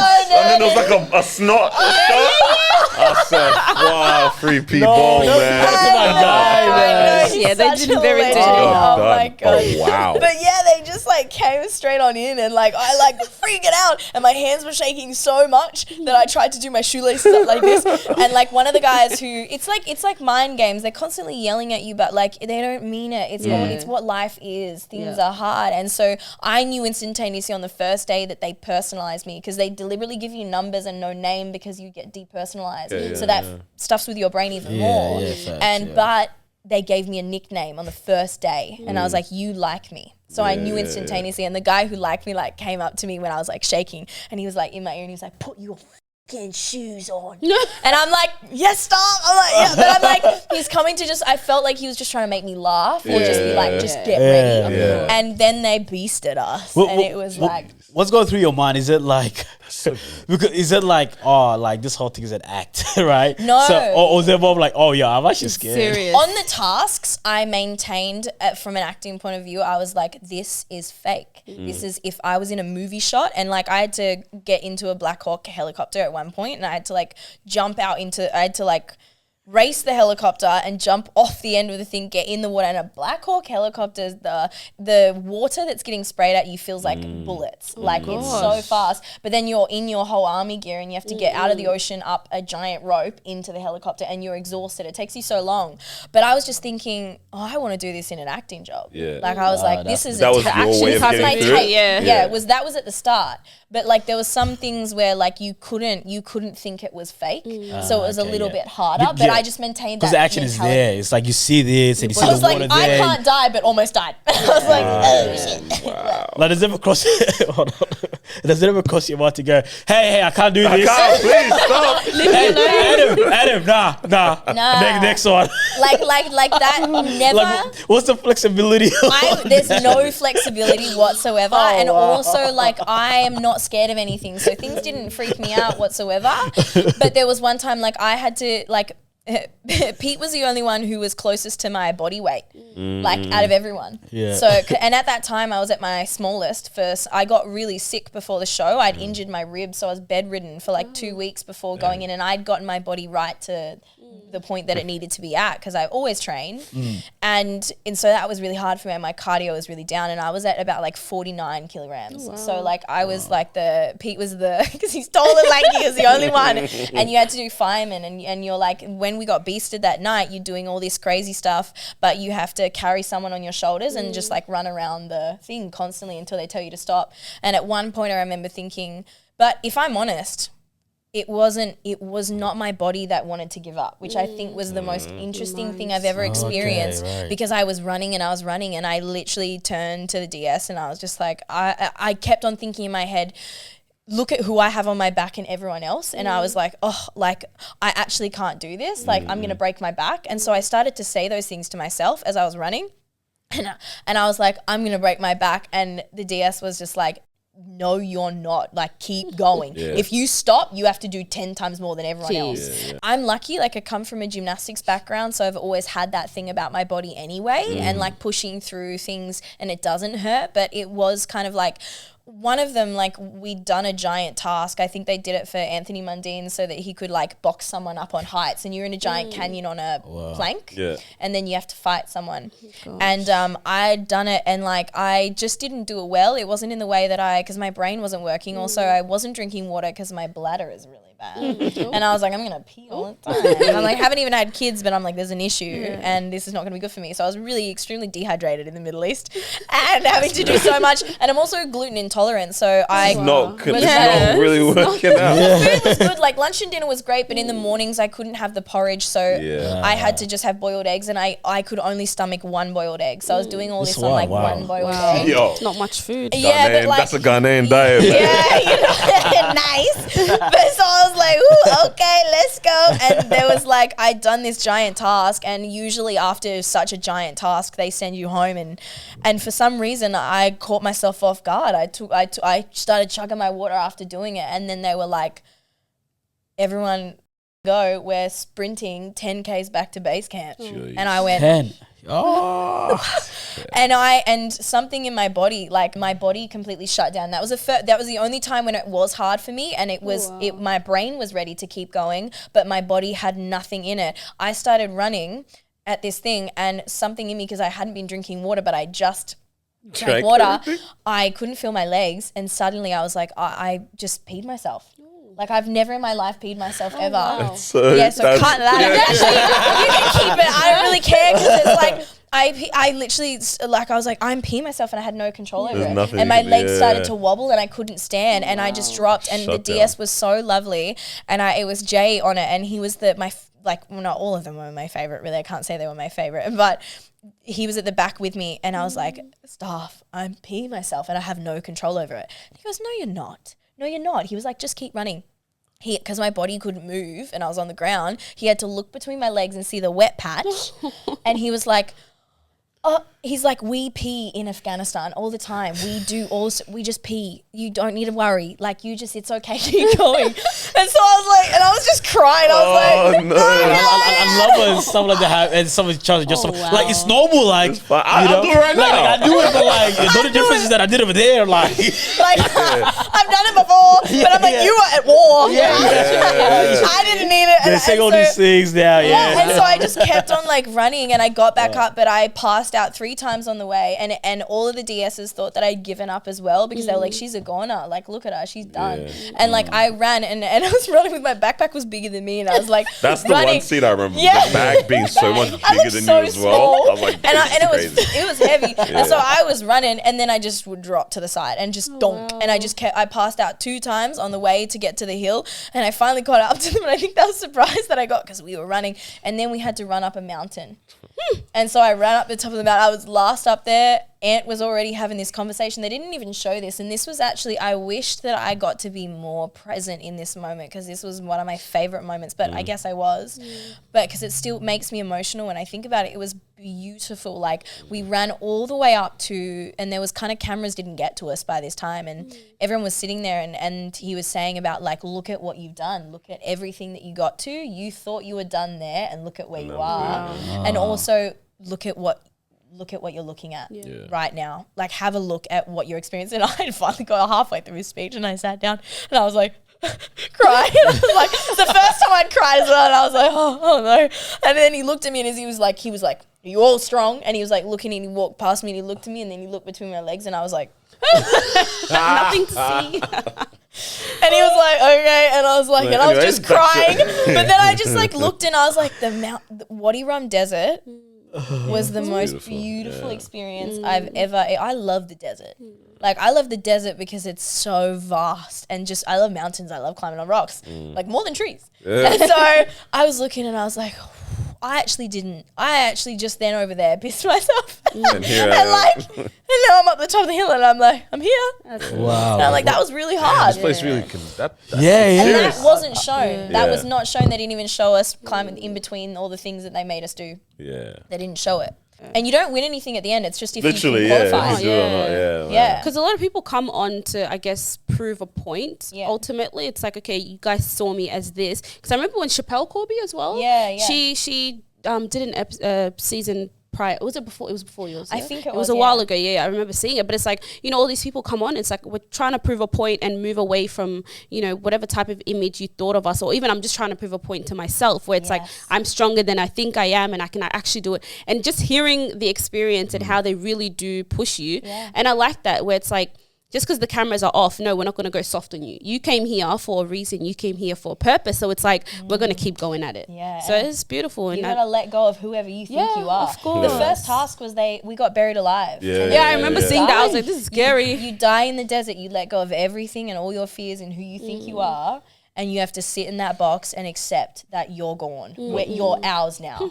That was what it was. That's crazy. And I loved it. I was sitting the camera couldn't see me because I was so short, so they didn't show me in the box. But what I did was just like, oh, well, if I'm going to die, I'm like, I'm not going to die, obviously. So I just put my hands behind my back and I just relaxed. I meditated. I was like, look, and sand was completely filling your box. So it was getting up to your head and you see nothing, and the air gets so much tighter. And I was like, just she'll die. I was like, you get a professional dyer. I quite like it. It's so much I gotta do that one day.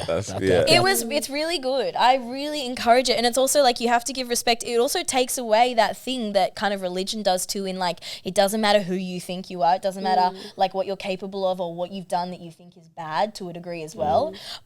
If you're going through the same stuff, you're going to be faced with everything that every human has. You get your name taken away from you, you get your life taken away from you, and you all get to go through this. You don't get a choice. And all the challenges you're going to experience, the next person who's big and tall, like, I'm not scared of heights. Like, I would have thought, I went in thinking that I think that people look at me and think I'm not strong, but I've actually now realized that that's quite the opposite. My whole life, people look at me and expect a lot from me because of how I enter a room. Whereas I've been thinking that I need to show up. And also as like a small and also a woman, I'm like, I need to be this, I need to be this, I need to be strong because people don't see me like that. But then when they see me like that, it makes me uncomfortable. I'm like, you're meant to not believe that I'm strong. I'm like, oh snap, you caught on, I got to a point where the day before I almost died, I decided that I needed to leave. I had a feeling that I was like, oh, I just realized that I thought that I wasn't people pleasing by being here, and I'm still people pleasing. I'm still trying to show up as being a strong woman because women aren't strong. And I'm like, I know I'm strong. Why would I be here? Why am I doing this? And also I've had a lot of trauma in life already. Like I've experienced a lot. People will look at me in the way that I look, and until they hear me talk, they're like, you don't know anything and you haven't experienced anything. But I've had a rough childhood. Like I've experienced lots of different things that you would not expect that my character would be the way that it is. So I'm underestimated anyway. And when I was there, I realized I was like, all of these things I've actually already learnt in life. Like I'm well past my age. I don't need to be jumping or almost dying because I'm sound. I'm smart. I'm wise. I'm like, I don't need to be kidnapped in the middle of the night to understand how fear can trap your mind. I'm like, I already have learnt these things, so I don't need to be here anymore. So it's really crazy. What would you want to like? What's a message you want to like give out to people, or like, if everyone's listening to this and whatnot, but what is something that you would like people to take away from, whether they encounter you or hear you speak? Like, what's something that you think is important for people to know? That's such a good question, and I was only getting asked this just the other day for some kids back in Tassie.